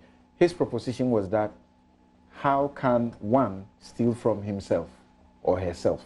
Right. Well, That- if Do you factor that into the argument you're making now? Dominic is my senior friend. I thought that Well, we were if you've told wiped the out your company- equity in the a company is separate and there and is If it still is the loss, company, yes. so I'm If not you've sure the wiped out your context. equity, I am speaking then from what it you're is- saying. you cannot be stealing But- from yourself, but you will be Correct. stealing from the bank. If- Because at that point, you've wiped out your own equity. Right. If the context is the corporate entity, in respect of which you are the manager, the director, a shareholder, etc., etc., you can steal from the company. Okay. The company is not synonymous with even the majority shareholder.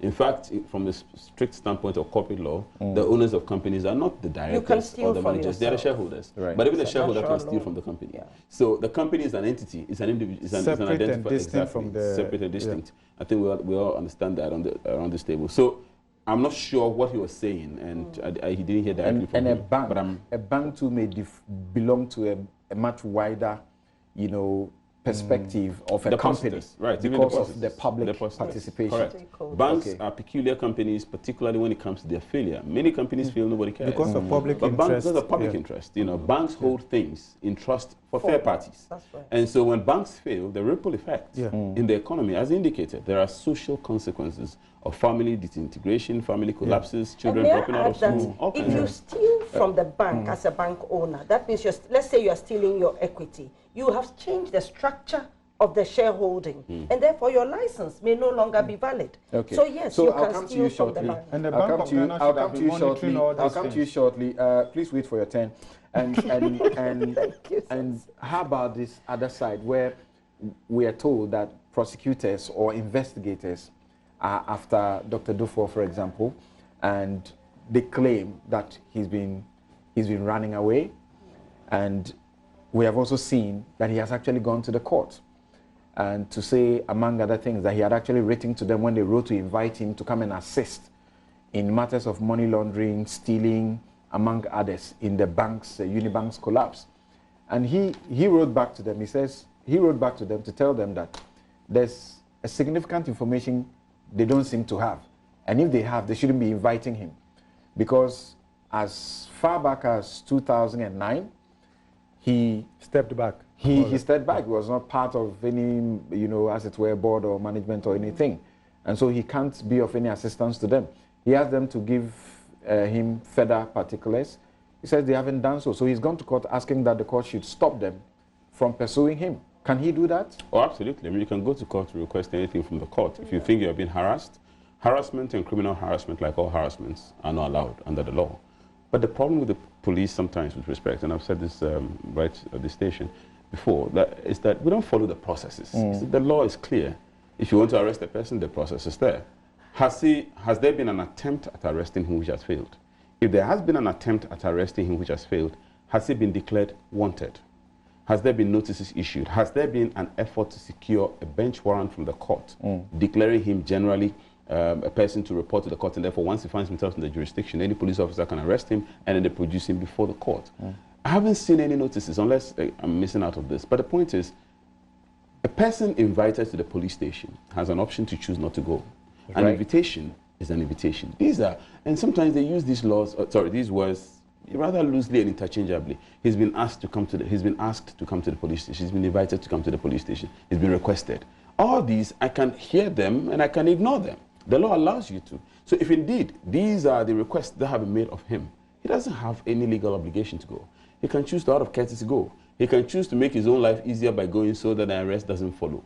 But if he chooses not to go, let the second step kick in. And the second step is put him under formal arrest. And you can purport to arrest without finding the person, in which case you go through the third option. You can declare him a wanted person. The police are looking for him. Wherever you are, show up. Any police officer can arrest him anytime he's found anywhere. Then the fourth one can kick in. You can actually get a bench warrant officially issued. As soon as... So I'm not sure what we're talking about, whether he's even in the jurisdiction. But up to this point that they haven't exercised any of these, all of these modes that you explained, and he has gone to court, issued a writ and filed for an injunction, can they still initiate these processes? I am not aware of whether the injunction has been moved and whether the court has said anything yet, but I will be surprised. I will be extremely shocked if the court grants an injunction against arrest. I don't think I've even come across one before. Because the power of arrest is an inherent power of the police. And it is the beginning, well, not necessarily the beginning, but an important incident of the investigative process to ensure that we're keeping you safe pending prosecution. And so if the court should stop the police from arresting the person, what the court is essentially saying is that they are stopping the police from performing the criminal justice obligation, which may ultimately... You're right to invite a person to come assist your investigation. Absolutely. And the person can choose not to come. He tells you, I have no assistance to offer. He has the right. Because He has the right. To I do have that. no part in this whole process. He has the right to do Why that. would you still pursue the person? No. That's what I'm saying. He has the right to do that. So the police invites me to show up at the police station. I tell the police, I appreciate your invitation. I don't want to have lunch. I'm not coming. The police can then say, we are no more inviting you. Now we are putting you under formal arrest. So they come physically. They will arrest you, go through the process, read the rights to you, etc.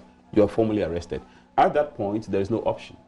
So you can choose not to cooperate, but you can be arrested. And when you are arrested, you can choose to say nothing. Throughout the process, throughout the trial, you have the right to remain silent. Okay. But you can't choose not to cooperate once the arrest has been formally completed. Okay. But the last to you before I come to Mona is the central bank governor's, suggestions. Some lawyers find this not to be in good taste. That he says that these schemes ought not be countenanced by the courts, as they do not inure to the benefit of the real victims of these multiple failures, the taxpayers that have had to pay for the cost of these failures. Some lawyers don't find what? That the court should not countenance what he terms the frivolous legal challenges mounted to hamper the processes. Well, it is up to the courts and the various judges before whom these things come to really look at the context and the social circumstances of the times. It's a very difficult balancing to do because the court is supposed to administer justice and not to care about social pressures. Social pressures may result in the sacrifice of people's rights in a larger community interest. The judges live with us. The judges live with us. They are hearing what the government, top government officials are saying. They do, but they're training. Look, go ahead and deal with them quickly, jail them, so to speak. They do, but their training is designed to insulate them from these pressures, and that's the test. Well, that's the test. That's the test between a good judge and the one that pretty much will administer sociological justice. This is not supposed to be sociological justice. A judge is supposed to be insulated and to look at the hard facts. And that's why, I have joked in the past that if Pilate was a good judge, Jesus wouldn't have been killed. That's right. Because he administered justice, and then he gave him away. Yeah. So the truth of the matter is this. The difficulties and the frustrations will mount, but the judges are supposed to look through these, and you find many judges striking out motions and striking out all kinds of applications and granting cost against parties. And ultimately, look, we've gone through getting their decisions to being appealed against and appealed against. We've gone through this before in Ghana, where there's been situations where there's been multiple applications and ultimately, at a point in time, the court decides that, look, I'm just going to seize the bull by the horn and just move forward. So it's a balancing situation. Somebody has an interest, the state has an interest, and there are third-party interested parties who are standing by and watching all that's going on. Are you suggesting the courts have an option when people's liberties are concerned and lawyers are filing applications upon applications? They can decide to shut their eyes and say, I'm not going to entertain or I'm going to dismiss them. Absolutely. Is that how they're supposed to conduct themselves? Absolutely. The court can't stop you from bringing an application, but at a point the court draws the line when they think, and the rules are there. They are all in the law books. The rules are there called abuse of process. If the court comes to the conclusion that you are abusing the process, and abuse of process means you are taking advantage of procedures improperly, the court then goes beyond your application to look at the motive. And the court realizes that you are just using things, all these motions to stultify the proceedings. They basically will just dismiss them and move forward. And as you bring applications, the process will be ongoing. They will listen to your application and keep dismissing them. You will just have to advise yourself. Keep dismissing them. The people will be appealing, as you have heard. The appeals are mounting. The applications to the Supreme Court are mounting. And in the processes, the process at the High Court is stopped. It's not supposed to stop. That's the thing. No, but when they get interlocutory processes to stop the judge can go on. Absolutely. There are times when there will be restrictions because when there are interlocutory applications and some of them have injunctive effect. Right. If there's an injunctive application which is gone on a higher level, a lower court is supposed to hold on because you don't want to behave in a manner that renders the higher court's outcome nugatory. So they say hold on to make sure that... Sometimes there's actually another. You can't. It's not about you because they may actually go discretion. up and stay of proceedings pending what is going upstairs. But ultimately, the point I'm making to you is we should be ready for some of these frustrations because sadly, and I'm saying rich in quotes, but when people who are of means have criminal cases, these cases normally tend to drag.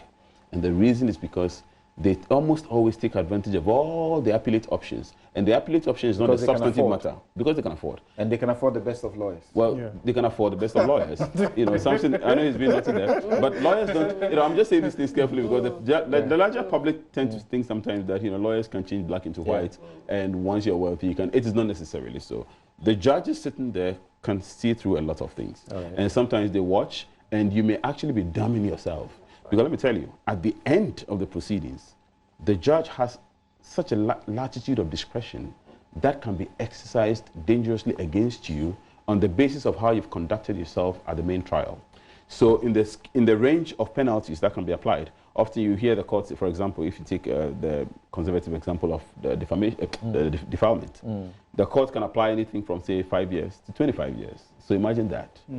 So Wow. in doing that, the court is supposed to consider a number of factors. The key one is what is called the extenuating factors or circumstances, or the aggravating factors or circumstances. Aggravating factors or circumstances are misbehaviors, things you've done which have compounded your action in a manner that justifies a stiffer punishment. So that's why it is dangerous where there's a range. Come to play in a criminal trial where, unless the judge can find that you have indeed committed the offense, they cannot pronounce anything against you. Absolutely. Because the burden of proof is proof beyond all doubts. Absolutely. And where the law says, where there is a scintilla, a small doubt. No, reasonable doubt. Reasonable doubt. Yes. It must inure To the benefit of the accused person. Of the accused person. So you go. yes. But the danger, as I said, is that ultimately the proceedings will come to an end. Right. Ultimately, the judge will have to exercise his sentencing discretion, and the judge is allowed to take into account the totality of your conduct. All right. And that's where sometimes the danger of you basically just acting in a manner that shows your desire not necessarily to go through the procedure or the proceeding, but just to stultify the process, may work against you. Okay. Having said that, and just as the last line, having said that, it's important also to remember that a person who is undergoing criminal trial is in danger of his liberty. That person is almost equivalent to a drowning man. He'll clutch onto anything to breathe. Okay. And it's important that we allow them this breathing as well. It may be frustrating for the rest of us, but on the last day of his conviction or sentence, he's the one who may be incarcerated and may be behind bars. So clearly we take a cue from the president himself. He says this is the process. He has been a champion of it before. Let people go through the process. President Mahama has said earlier that if he had the power, of a military man, women will not be going to court up and down. That's what it is. So people should allow them to go through the process. The same Ghanaians who are blaming Bank of Ghana officials for their complicity and not acting proactively, it may not be exactly the same. But today, they are attacking the Public Accounts Committee, which says, I find someone telling lies in our face. And once you have sworn an oath before us and you tell a lie, the law says you are committing perjury. They call the police for the person to go through the process. And we say, hell. The Constitution in Article 121, Clause 4 says when you appear before Parliament, you enjoy all the privileges. Everything you say cannot be used against you, civil or criminal, except where you are treading on perjury. How do you marry our attitude when the thing is about to happen and when it has happened and then you get blamed for not doing anything? Samson, I'll answer your question, but I'll first look at what you asked us. You said, what is the end game? What is the end game here? What is attempting to play out here?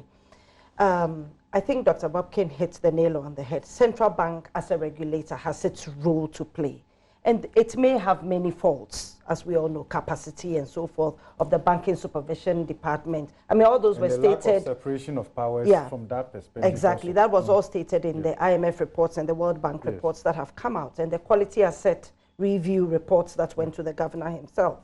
So that is there, as you've said. People will look at that and say, why wasn't Bank of Ghana able to capture this and deal with it? There were many other as it were, barriers along the way, auditors and so forth. We've talked about auditors like Anderson, plus local auditors in Ghana who also have been faulted today. Did they not see it? Are auditors doing a comprehensive job, or are they just taking samples of transactions and looking at it and leaving other ones behind. All that has been brought to air, and it will get sanitized with time. So there is a good part of all this coming out. We will get to understand the systems better and how we can improve of them. What are the facts of all these cases? Some facts have been brought out, and based on that, there have been some charges. We've seen charges, stealing, which even the fact that they are charges have started, let me say started, they've started to destroy reputation already. And people who are being accused are already feeling very bad, and others are looking at them already as criminals, even before anything has been established. So when the governor makes a statement that we expect that criminal behavior, once established, his frustration becomes secondary. He must wait. He understands that it must be established. Otherwise, we'll have innocent people in jail. And the two of you as lawyers have discussed establishing that and so forth. However, the charges in themselves, in a country like Ghana, once they go out, people label you based on that. So reputation is already out there. As you said, in the end, their liberty is at risk. Will they be in or out? I think that the speculation by the media even, especially the media, the kind of reportage that has gone out has wounded many of the accused persons. And we the public, need to understand that they are not guilty until they are proven so. That's constitutional. That is constitutional. So, you know, but unfortunately, as you said, there is social justice out there to people who are deciding. The auditors that have even been seen to fail, in the end, we'll find out whether they really failed or not. I mean, we'll get to know that as well, because they also have reputational risk. That is how they earn their income. However, no matter how you slice it, it appears the Bank of Ghana did not give much weight to the negative effect of their actions on customers who deposited their funds. The depositors are also stakeholders. And many times, by the time this end game, meaning for me, finding that beneficial owner, finding out whether the stealing is real and that there was appropriation, these monies that were taken were used by those who took it. By the end of that game, all stakeholders would have been hurt, and hurt very, very badly. Because when you put money into a bank and you believe that they have a license to do so, and you lose that money eventually, and that person goes to jail, and you don't get refunded, the person going to jail doesn't refund you. The person may be in jail, but you don't get refunded. Yeah. You still lost your money. So one would have expected that central bank would have handled... Say, the criminal process is not necessarily to recover debts. Exactly, it's not necessary to do that. What you get sometimes will be fines that go to the state. Exactly. And not to... Yes. So the central bank, I think, in my opinion, have not handled this cleanup process as best as they should. As regulators, yes, they must fine, they must do all the things that they have to do, but they should have done this in a way to avoid pain and misery for customers, because like we've just said, they may not get refunded. Let's unpack some of the aspects of this bank collapse. One, I want to look at separation of corporate responsibility and individual responsibility. As we speak about these names that we brought up now, it was about banks that we were talking about, but the names have come up strongly. Samson, I heard you say, some people say Dr. Dufour cannot be found or he's running away. If he's running away, how would he then be putting in an appeal to the court about not being harassed? He's obviously not running away. He is in town. How do we unpack what an individual who works there is responsible for, the legal entity that you described, Mr. Abochi, and how the regulator views all these things? I mean, we've seen the regulator sometimes throw ropes of help to these institutions so that they can recover and not hurt the customers and so forth. And even that rope, we've been told, were sometimes abused as well. Lifelines of liquidity and so forth that were given. But we don't even know the terms upon which these were given. But I think it's important that as we look at these stories... in court that you give them to us, they were loans we used. We yes, are paying and back that we're anyway, supposed to pay back. What's your problem? We need to separate the corporate responsibility from the individual responsibility as we tarnish the names of individuals and as we accuse them. Again, in Ghana, we've talked about strong institutions and so forth. Of course, since President Barack Obama came and made that statement, we've said it a lot. But in Ghana, there still seems to be something about strong institutions and strong personalities. even in that game, strong personalities who can accuse and strong personalities who can be accused and it can roll off their backs or not roll off their backs. We need to be thinking about some of those things. We also look at the recent huge increase in capital requirements for the banks. There was the pros and cons, be able to do large ticket items, be able to fund better loans for industrialists and so forth. But then we also know that some of the banks who were really catering to SMEs got kicked out as a result. In fact, they struggled so much to do big, they struggled so much to do big ticket items, to pretend that they were big boys, that in the end they kicked themselves out. And this was at the, as it were, gave a negative impact for SMEs. Now, SMEs are a very important part of our economy in terms of economic growth.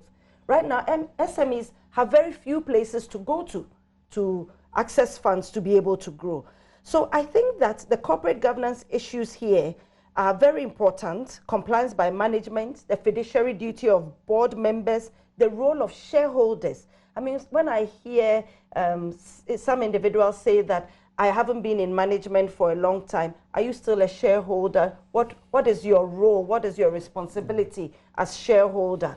And we all need to learn from some of these things. Actually, a director from behind. Yes. Where does corporate responsibility and an individual responsibility begins? You know, even as we see CEOs there, whenever there is now trouble, all of a sudden it's about the bank, it's not about them, or vice versa. Recently, just recently, in the US, Wells Fargo and Company, which is the holding company for the bank, 8 former chief executives and other executives were fined over $59 million. The chief executive alone, his fine was $17.5 million, past chief executive. This was just on Thursday. In Ghana, how many times have we seen chief executives, chief financial officers, chief compliance officers within the financial institutions being fined or even removed? Removed, maybe I have seen 1 or 2 that I don't want to mention here, but I've seen 1 or 2. But in terms of public fining, to be honest, the heads of these institutions don't fear. I mean, what will happen? There'll be noise, and it will be okay, and I'll still be at post. This even happens in the public service, as well as the private sector and in the banking industry. I don't think that we have punitive measures in place that are applied, implemented to deter people from doing things that they shouldn't do, or even doing things that may appear inconsistent with what they must do. So I think that the fault is spread all around. And of course, the last bit falls on the depositor, not even but the depositors. They are the ultimate recipients of all this negativity, whether someone goes to jail, whether Bank of Ghana reforms its own processes or not. But there's no frustration. The big question now is, what is the end game? Is it political? Does someone want to do someone in? Or is it really we trying to clean up our systems?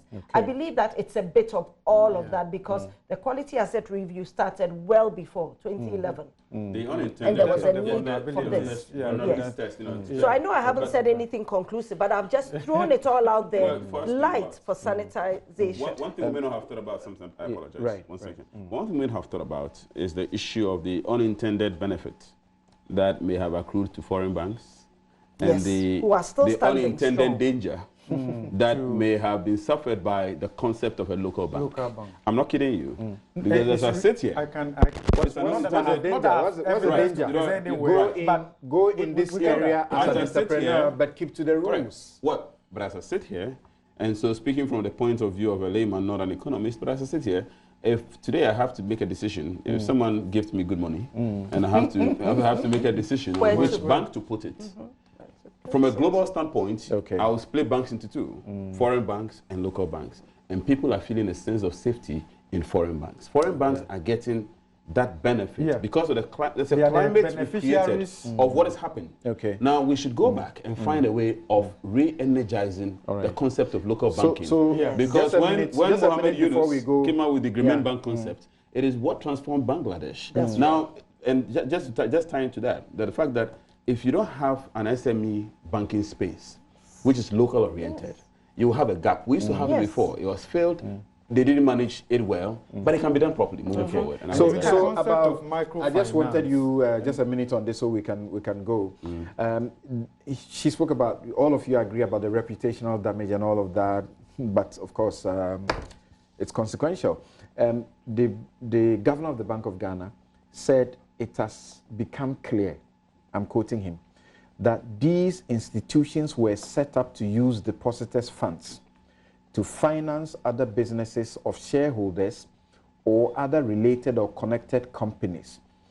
In the process, oligarchies were formed involving various groups of companies under the control of common shareholding by a few politically connected persons whose relations with political authorities gave them a false sense of protection from the law and dared to do the unthinkable at the expense of depositors whose funds were used to keep these groups going, unquote. The question is, and some lawyers speaking to me have said, you should be saying these before prosecutions, not after the people have been put in court. No, what is wrong? I do not agree with those lawyers who say that. The governor of the Bank of Ghana, I agree with everything he said here, my own observations and my own reflections. Whatever he's saying there, in my opinion, so once again stressed, my opinion, not a fact. It's true that, and I mentioned that the people have used the instrument of companies to defraud the country, basically. And depositors' money, which have been put in the bank, have become the medium for the, the enrichment of people. And political connections and political exposure and political network is the cover. This is an orchestration. We shouldn't be mistaken about that. So if you can make these statements, then what should the court be doing? You have done the court's job. No, I was coming to that. What is known as contempt? What gives room for contempt? I was coming to that. Let's not be too fastidious about it's a question. I know. And I suppose you understand the devil advocacy that I'm not speaking to you two. No. I am not speaking to you, but I'm speaking to our listeners through you. Because you are the vehicle into the studio and out of the studio. So I'm just talking to you, but I don't mean you.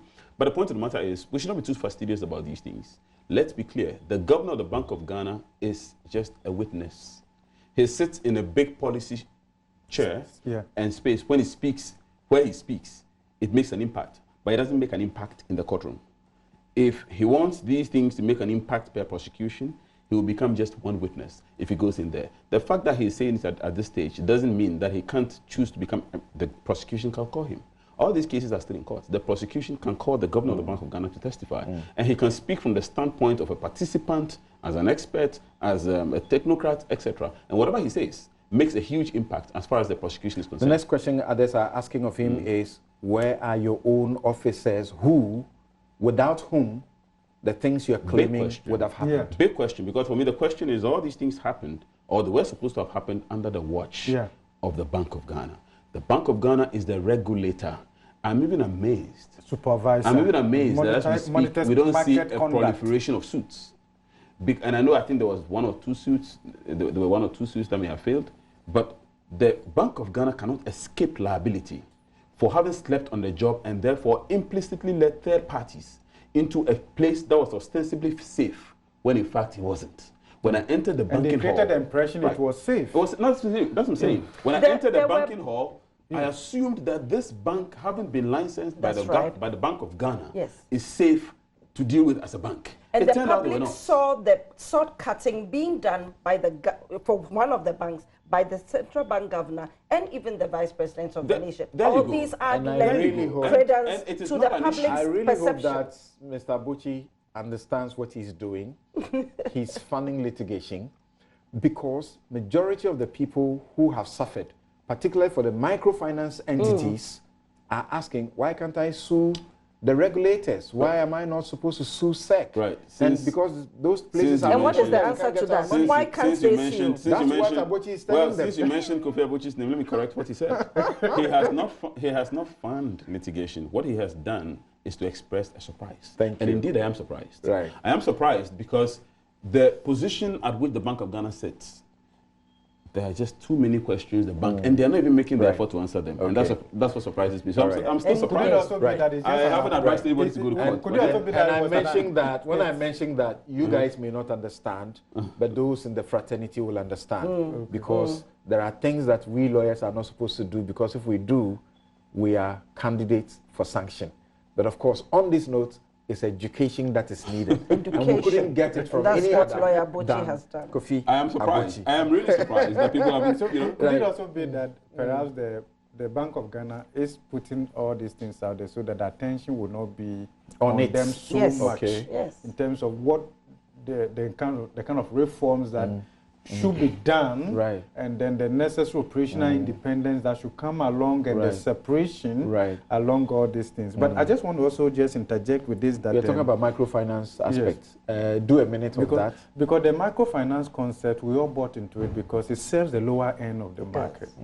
And sometimes they are not attractive to the mainstream banking. Not sometimes. Yeah. All the time, they are And not attractive. And you see, when you see that happening at that level, that is abuse at the that Grassroots. which shouldn't happen with very little financial literacy, Yeah. but they've bought into this. And for this to happen, people will actually recoil. They spend a whole day and they make a Yeah, 5 we are CDs and they pushing for bring it to financial you. inclusion at the You same understand time. that? And we were pushing that financial inclusion.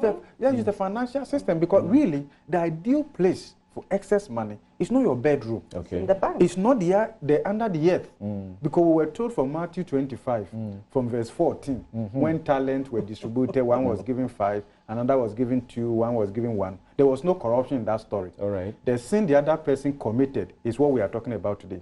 Instead of sending the money to the bank, At he least. decided to go in here. Because right least. from there, Bible understands that Okay. the concept of money is that money goes round. I've followed If you on you don't social want to media do and I've business- heard you preach on your platform a few times. All right, so thank you also very much. Just a few quick messages and then we'll take a break and return with our next panel. It will be changed just a bit. And then Dr. Mani says 2 quick points. The last time I remember the High Court judge brushed aside applications, it led to the unjustifiable imprisonment of Chachu Chikata. The appeals court later dismissed the judgment. Then, his second point is taking me to a school Mr. Abochi took me when I was in first year law faculty. Says Cardozo once said, what the judge eats in the morning influences his decision. Food for thought. That is what we So that as the lawyers judges refer should to not as eat American again, jurisprudence. The judge's we should prescribe- heartburns can Right. make him very edgy. Okay. Then about the Dufors, Eduji says that Dr. Kwabena Dufour Jr. has always cooperated with a special investigation team led by COP Edward Tabiri from 2018 to date. It is on this basis that we had his instructions to file the human rights application, which has been served on the Attorney General, IGP, and Edward Tabiri himself. It is therefore misleading for some of the media to report that Dr. Dufour is on the run. Thank you very much. Okay, so the banker-customer relationship is contractual. If you sue one, if you sue the one you have the contract with, the Bank of Ghana is not a party to your contract. However, on a public interest litigation level, the bank may be a point for a suit. That is a law lecturer from the institution that Kofi Abochi has been dean until recently. Even if you look at Clement Akapan, thank you very much. We'll take a break. We'll be right back to ask questions about the Galamsey fights. A big, expensive campaign now being lost, particularly maybe for political expediency as elections, stir us in December. We'll be right back. Thank you very much. That would be a betrayal of the trust that the Ghanaian people put in me on the 7th of January this year. And as a result, we established this committee within the government to design a policy for us, not just to stop it, to reclaim the land, to let our rivers work again, but also to see how we can figure a way for all these able-bodied young men who are involved in this activity to find an alternative livelihood. So it's a package. It's a package that we have designed to try and bring this menace to a conclusion. I've said it in the cabinet, and perhaps it's the first time I'll be saying it in public. I am prepared to put my presidency on the line on this matter.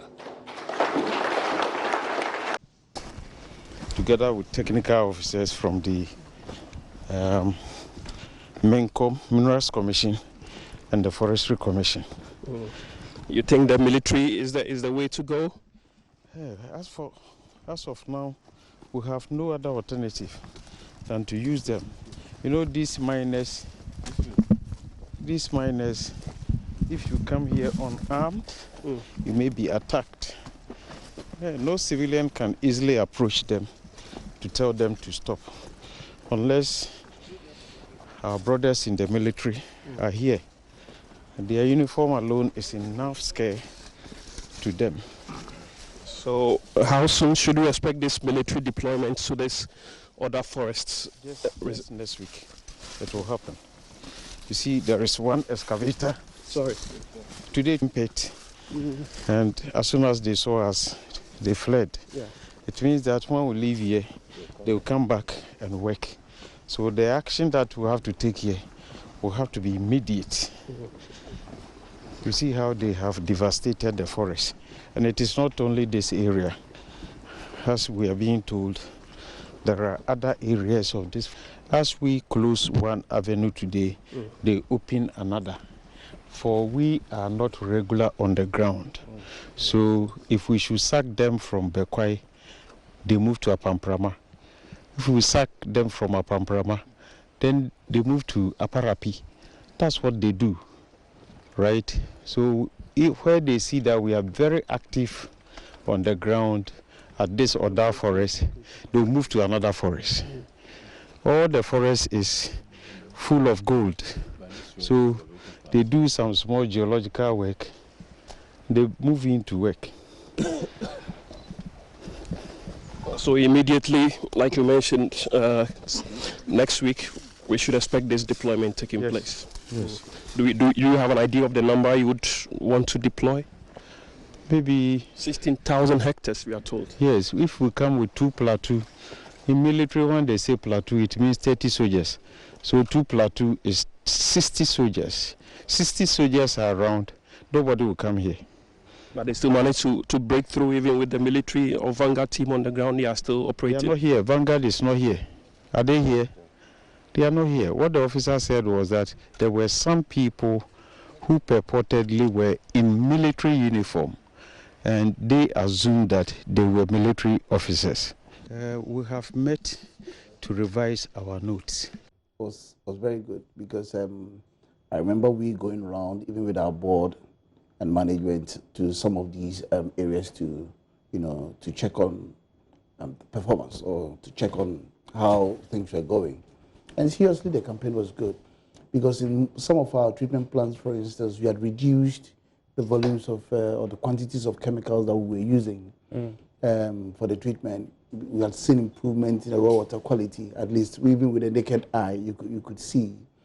And in some areas like Chebi, the water after very few weeks was very clear, and you could see it. And some oldies that we had a chat with, old ladies that we had a chat with, actually admitted that this was how it used to be in times past before, set in and all that. So we're all hoping that it was going to continue like that. And then occasionally we'll hear of some operations somewhere and all that, and then we'll see a change. But then it was still okay, we're managing it. But now it's terrible. It's terrible. And how terrible is it? My fear now is that, for instance, in the western region, if you are not careful, we may have to shut down, especially The waste treatment plant.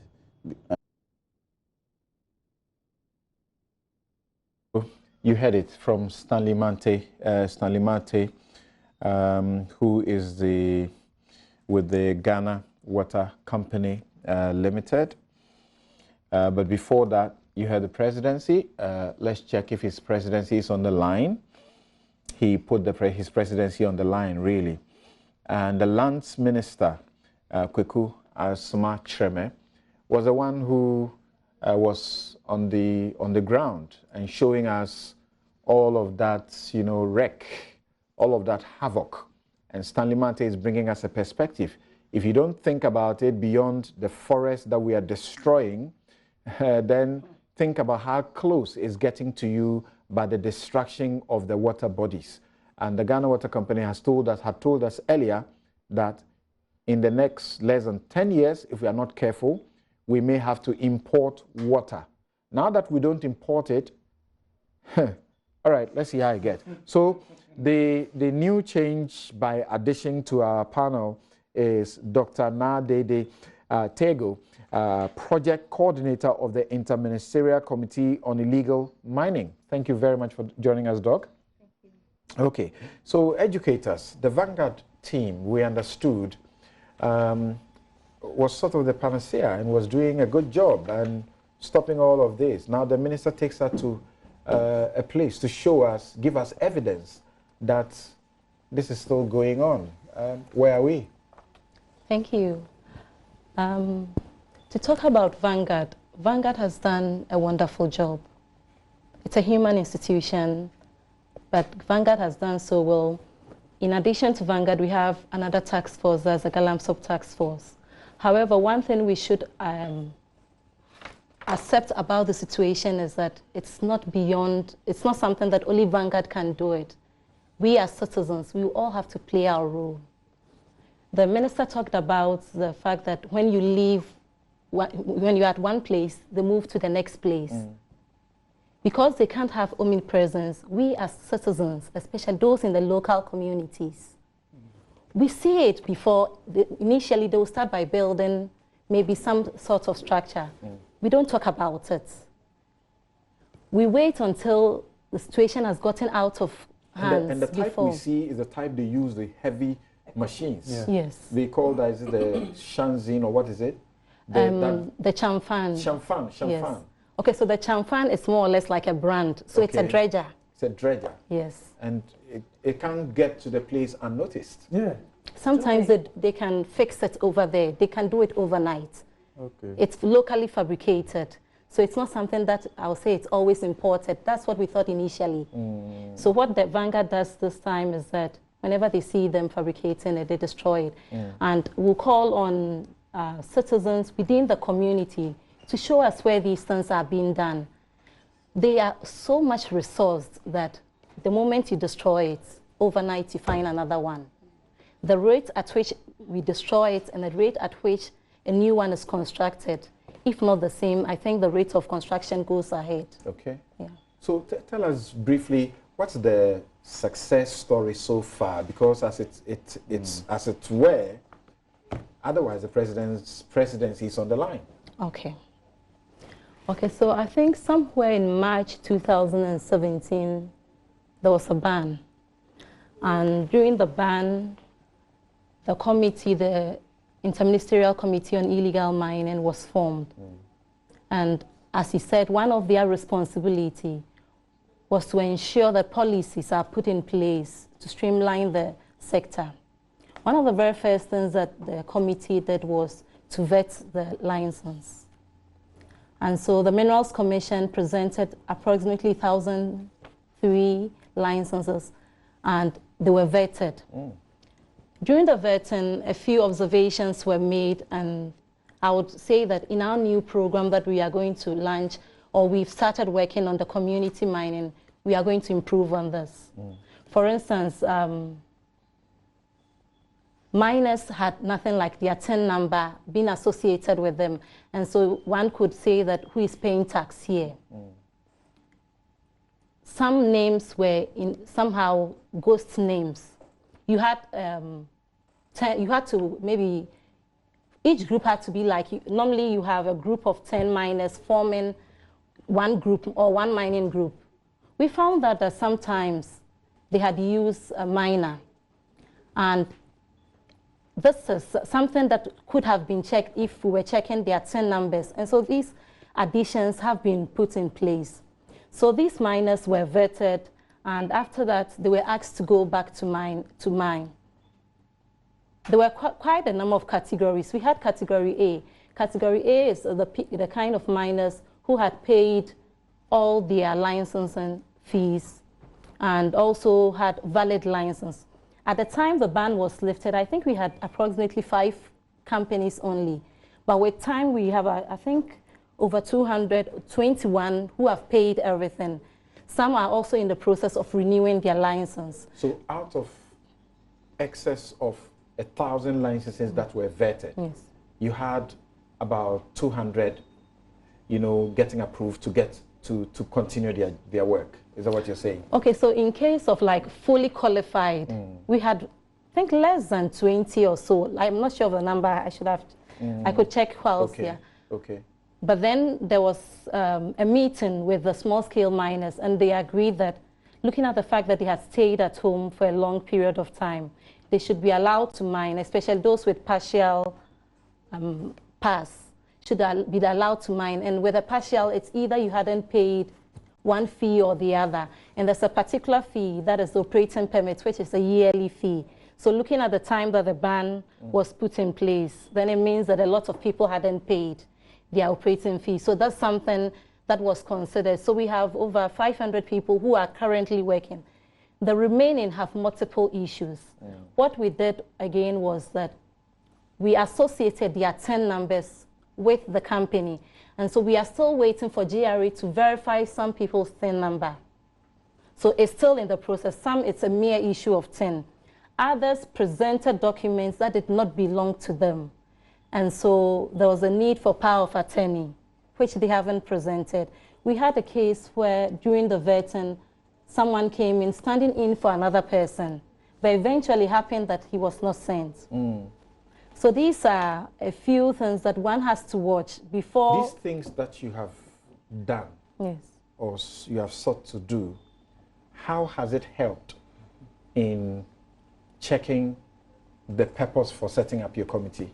Okay, so these things, what we've done, for instance, once we have the list, which we update on a weekly basis, we send it to the Minerals Commission, we send it to all the agencies, we send it to the Chief Executive.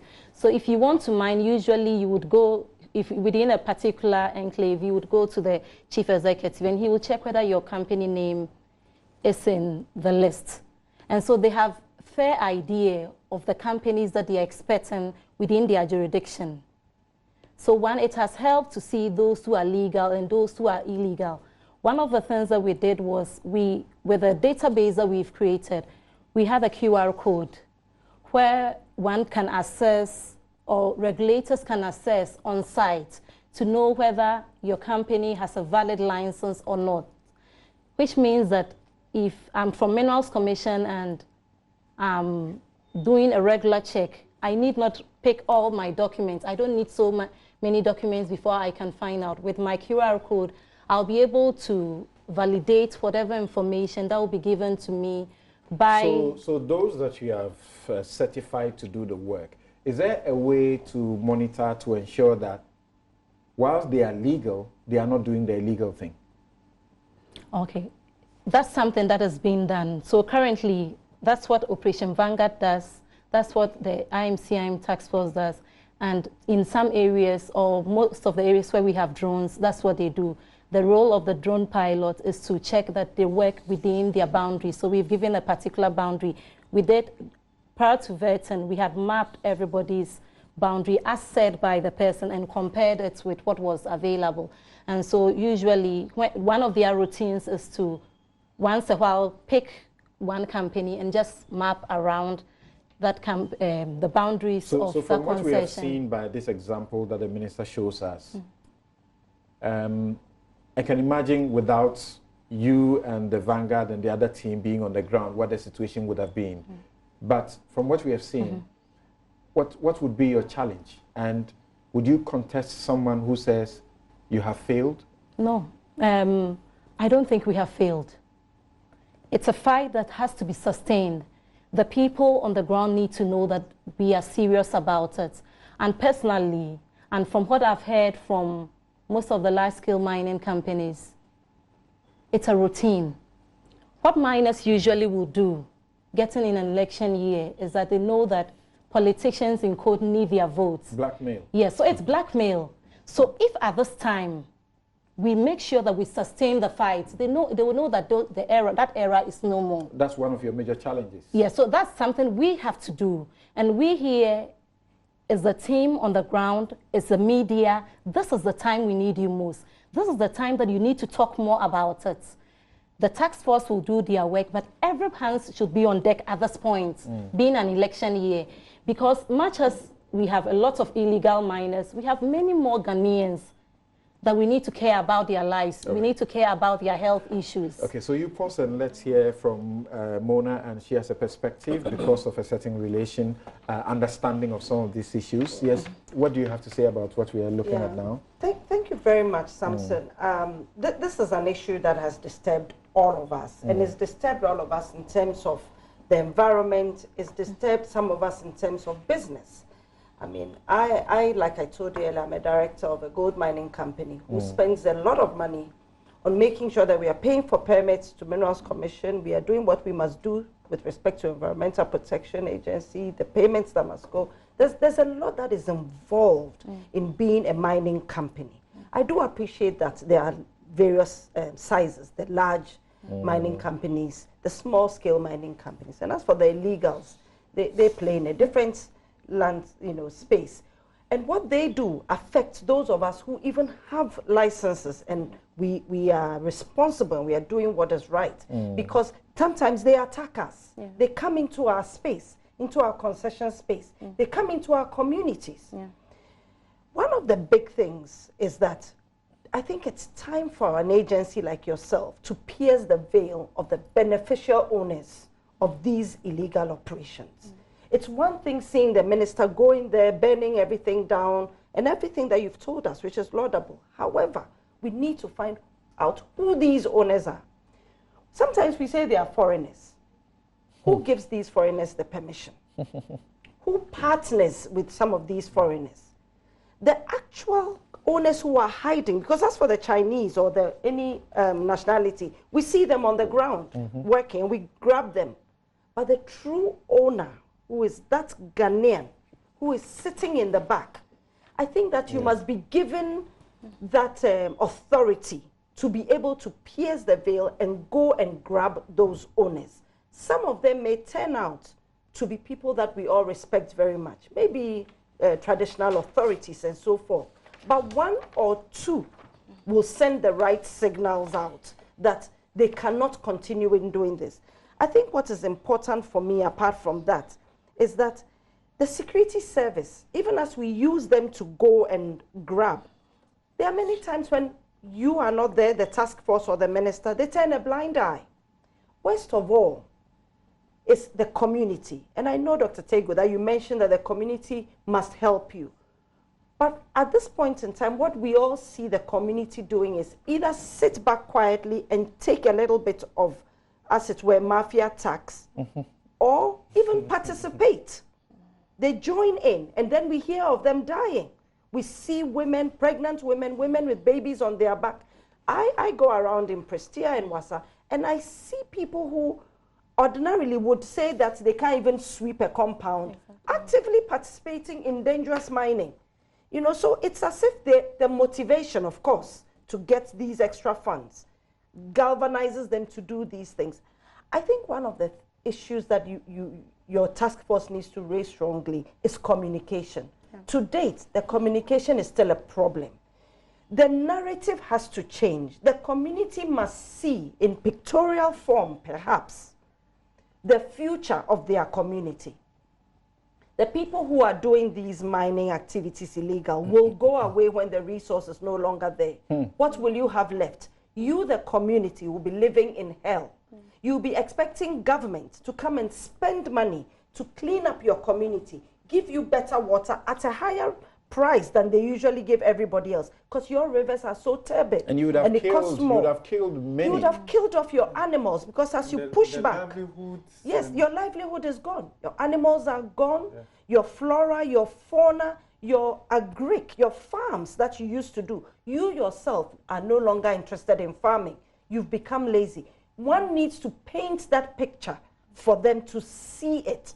Because for now, it is, what will I get today? I need to feed my child today. My child needs to go to school today. But you need to paint that picture for them. So I think the narrative has to change in terms of communicating with the community. Because as you said, they are your key people. They are the ones who will tell you what is happening and what is not happening. And for them to do so, they must feel comfortable to do that. They must be, unfortunately, be fearful of the long-term effects of what is going on. I don't like the idea that you frighten people into doing things ordinarily, even though I'm a finance person. I don't usually like that. But in this particular case, I think that they must be presented with what the long term could look like, and that should incentivize them to help to curb this matter. And that will get them to stop the blackmail. To stop the blackmail. As we go into elections, because that's, for many who understand the dynamics in this field, this is because the community may not want to give up the MP, who is actually the beneficial owner,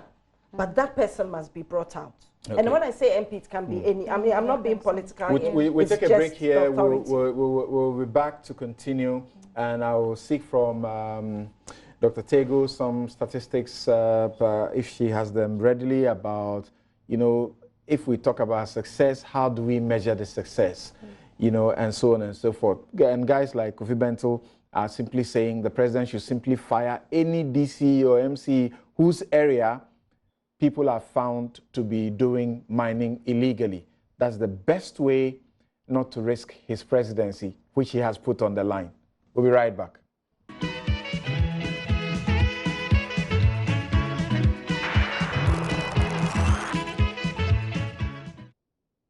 You're welcome back. This is Newsfile. It's your most authoritative news analysis platform.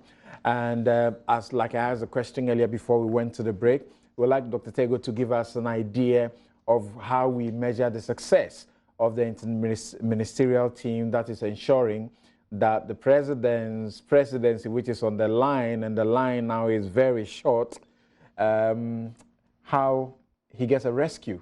So when we say we have been successful, what are the numbers? What are we looking at? Okay, thank you. When the ban was put in place, so far the government has trained 4,500 miners. Yes, it's a small number looking at the entire group, but the idea here is more like train the trainers. And so per our expectation, we're expecting that at least one miner should be, one trained miner will be on every side. So people are being trained to do responsible mining. And this is something that will keep on. Every vacation is going to happen. The training is usually done by the University of Mines and Technology. And I know this year another about 2,000 will be trained during the holidays. And so in terms of the promises that he made, that he would ensure responsible mining, one of the steps that he took was to train the miners. So it's not just about driving these illegal miners away. No. It's about first stopping them from doing the illegal mining and then taking them through a process of rehabilitation to get them to acquire the skills to do it well. Exactly. Okay. So we look here, we're looking at the scenario where we want to believe that some miners really don't know what is right. And so there was a need to consider it from that angle and train them. Making sure that at least you have then put in that step to make sure that they know what is right. So training the miners was one of the things he has done and will continue to do. Another thing was that there are two groups of people generally, in my view here. There's a group that you can tell them to stop mining. And there's the other group that you cannot convince. If you look at the scenario of what happened at Elembele, where 4 people died, this is an illegal pit. First and foremost, I want to say that my sympathy to the family of this group. But if you look at the fact that miners are ready to put their life in such an awkward situation to go deep in a pit which has not been maintained. So those who are doing the wrong thing that we had to arrest them and all, what numbers do we have? How many getting prosecuted? How many getting into jail for the wrong things? Or it's just a period of arrest you and say, don't do the wrong thing again. Come back, let's teach you how to do it right. Okay, so with the arrests, so far I know that there are over 15 cases in the courts. The new law gives the opportunity for, if found guilty, 20 to 25 years. However, looking at the court system, which has to be respected, the issue of bail comes in again as a disadvantage. I'm not saying bail is not good, but it comes in as a disadvantage because they are on bail. And during the period that they're on bail, they do what they like. They go back there. Really? They go back to different sites. They might not go to this, like you heard over there. They might go to another site. They are daring. They are thinking we'll give up. It's the mindset. They've been doing this for a long period. They know that when we do it to a point, we will give up eventually. So people are banging their hopes on when we are going to give up. Are there targets you have set for yourself? If you can do that in a minute, and then I'll hear Doc and Ms. Abochi. Yeah. Okay, so like I spoke about the training. One other thing is that, like I also spoke about the fact that there are another group that would always mine. And so for that group, the government has come up with another concept called the community mining. And the community mining is a way to encourage responsible mining, inclusive and sustainable mining. One of the main things that we are hoping is to get approximately not less than 1,000 concessions. And when we are able to get these 1,000 concessions, then we can say that we have provided in every district a place for our people who want to still mine to mine. In providing that place, one, we have taken the responsibility to do the demarcation. And so those places are not close to water bodies. They are not in forest reserves. So far, we've done about 360 community mine. We've demarcated 360, and we are yet to still demarcate other ones. Okay. Professor Bokwin, what do you say? Something I'm deeply worried and concerned. But the threat is minimized from what she tells us. No, not at all. Because the evidence you showed earlier and the fact that how much it's costing Ghana Water Company to treat water and the threat to shut down clearly does not support to a large extent. I'm not saying you are not working, okay, because the way I'm looking at your performance is perhaps different from the number of people you have trained. Because I want to see certain results in terms of the quality of water, in terms of water bodies, the less distraction to forest reserves, and all of that. Even there's admission that initially, when the campaign started, things improved. Yes, and that is why I'm saying that I'm getting worried, because there was a certain sense of hope when the president intervened, somewhere 2017, and we thought that, okay, it was enough, we should just go to bed. But it looks like we just have to come back again. And I think that we cannot look to maybe the task force alone, perhaps the media, civil society. We need to get back again and say that, you know what, let's see this as a collective responsibility, rather than just confining it to only the task force. And I'm not saying you are not working hard, but we know we are working, because the water body changing could be just one or two companies. The variance will be very high from the way you have scored yourself. Okay. And also, again, from what I'm hearing from a teacher talking and scoring you. But he doesn't teach at the law school. But something, you see, within the broader context of climate change, I'm concerned, because as we speak right now, Ghana will be losing more than 30% of our physical infrastructure stock, road, to climate change alone. And all these things do not help us in any way. And we are talking about the rural economy. We are destroying the rural economy. And this is not good. You know what? We are not even importing water. And look at what's happening to the city. And when we get to the point of importing water, then what will happen? Yes. Now, so what do you have to say about this? Are you still that worried as we started the campaign? It's a campaign that was actually started by the media, and the president bought in nicely and put, the power of the state behind it. First of all, let's start by acknowledging that we have moved from somewhere and we have made progress. I think for the first time in the history of Ghana, Galamsey has been made a public policy frontline conversation. It was backseat, back burner. We all knew about it, but it wasn't really a serious issue. Right. For the first time, it has become a major issue. The president has been bold and open to say that he's going to make his administration accountable for this. That demonstrates the level of intensity that the subject has attained in our national discourse. That is progress. Again, another progress is the establishment of Dr. Tego's committee, which is supposed, therefore, to be a standing committee. Hopefully, we'll be there. You know, it was established a while back. It was established a while Yes, back. it was Okay, established I didn't know about that. But yes, okay. Well, So before 2016. Okay, so 2017. But we did Okay. have an interministerial task force under Minister Inusa, Okay. who did similar going around. Was So there, there has was been- there a task force at the level of the presidency Presidential. or at the ministry? At the level of the minister. I thought it was at Not the, at the but this is the presidency. president. Is the president. Okay, so Now it's at the presidency. I think there has been some level of intensity Intervention, yes. and intervention at the discussion. So I would like us to acknowledge that. I think we've made some progress. Question is, how far have we come, and how far more can we go? I think Prof made a point about climate change. We should look at this in that broader context. Nations are on the verge of going to war, and it has been estimated that 2030 and beyond, there are a lot of international wars between countries will be because of fight over access to water. Yeah. Now, this is something we're playing with. Yeah. Because there's so many things we can all do without. Water is not one of them. Yeah. We can't do without that. So it's a survival issue.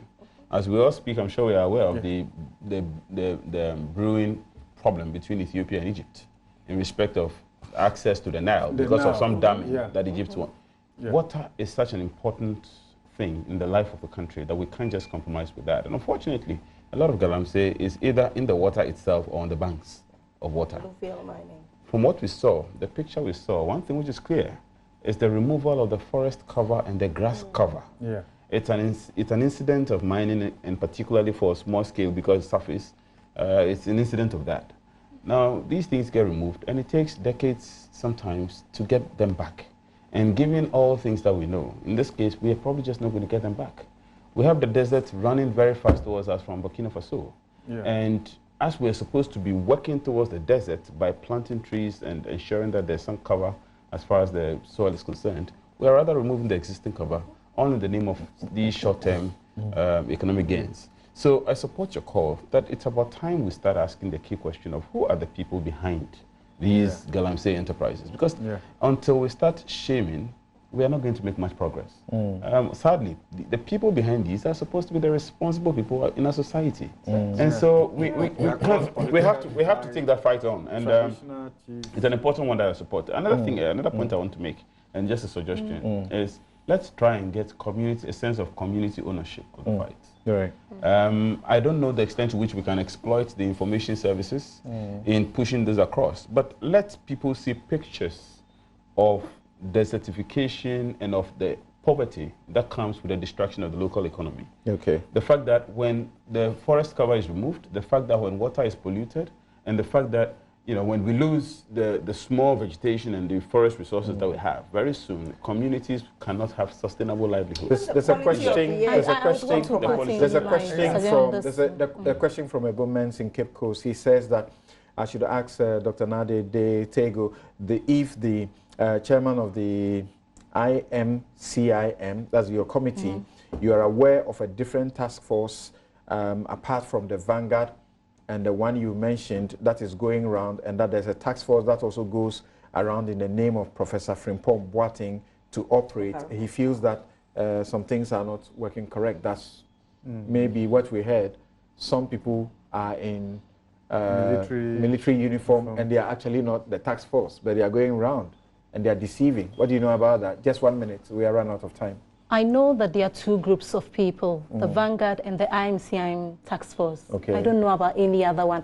One of the challenges is that sometimes I don't know where they get the uniform. We have groups of people who get themselves armed, get the uniform and act as military personnel. And also act as people who receive the information. In that way, they don't report back to us. So that is a challenge. Okay. But I know of 2 groups. Right. And then I want to say something about the community work. We've done a lot of community work. We've been in the community. The Minister of Chieftaincy has invited chiefs on 2 occasions in Accra, has gone to the people on the ground, has spoken to them, has told them the effects. It's been done over and over again in most of these mining communities. Thank you. And on the issue we did before we came to this one, lawyers for Dr. Johnson Esiama, you know him, former deputy governor of the Bank of Ghana, issue a statement to me on Newsfile, and they say Dr. Johnson Esiama on Friday, January 10, 2020, received a text message from one DSP Apietu of the Special Investigation Team to report on the 13th, as 3 days later, 2020, Dr. Esiama instructed us, that's his lawyers, to write to the investigative team to reschedule the invitation to the week commencing 20th January 2020, as he was not immediately available. The team received and acknowledged the letter. All attempts by his lawyers for Dr. Esiama to reschedule the said invitation have proved futile. Dr. Esiama is ready and willing to avail himself whenever the team reschedules the said appointment.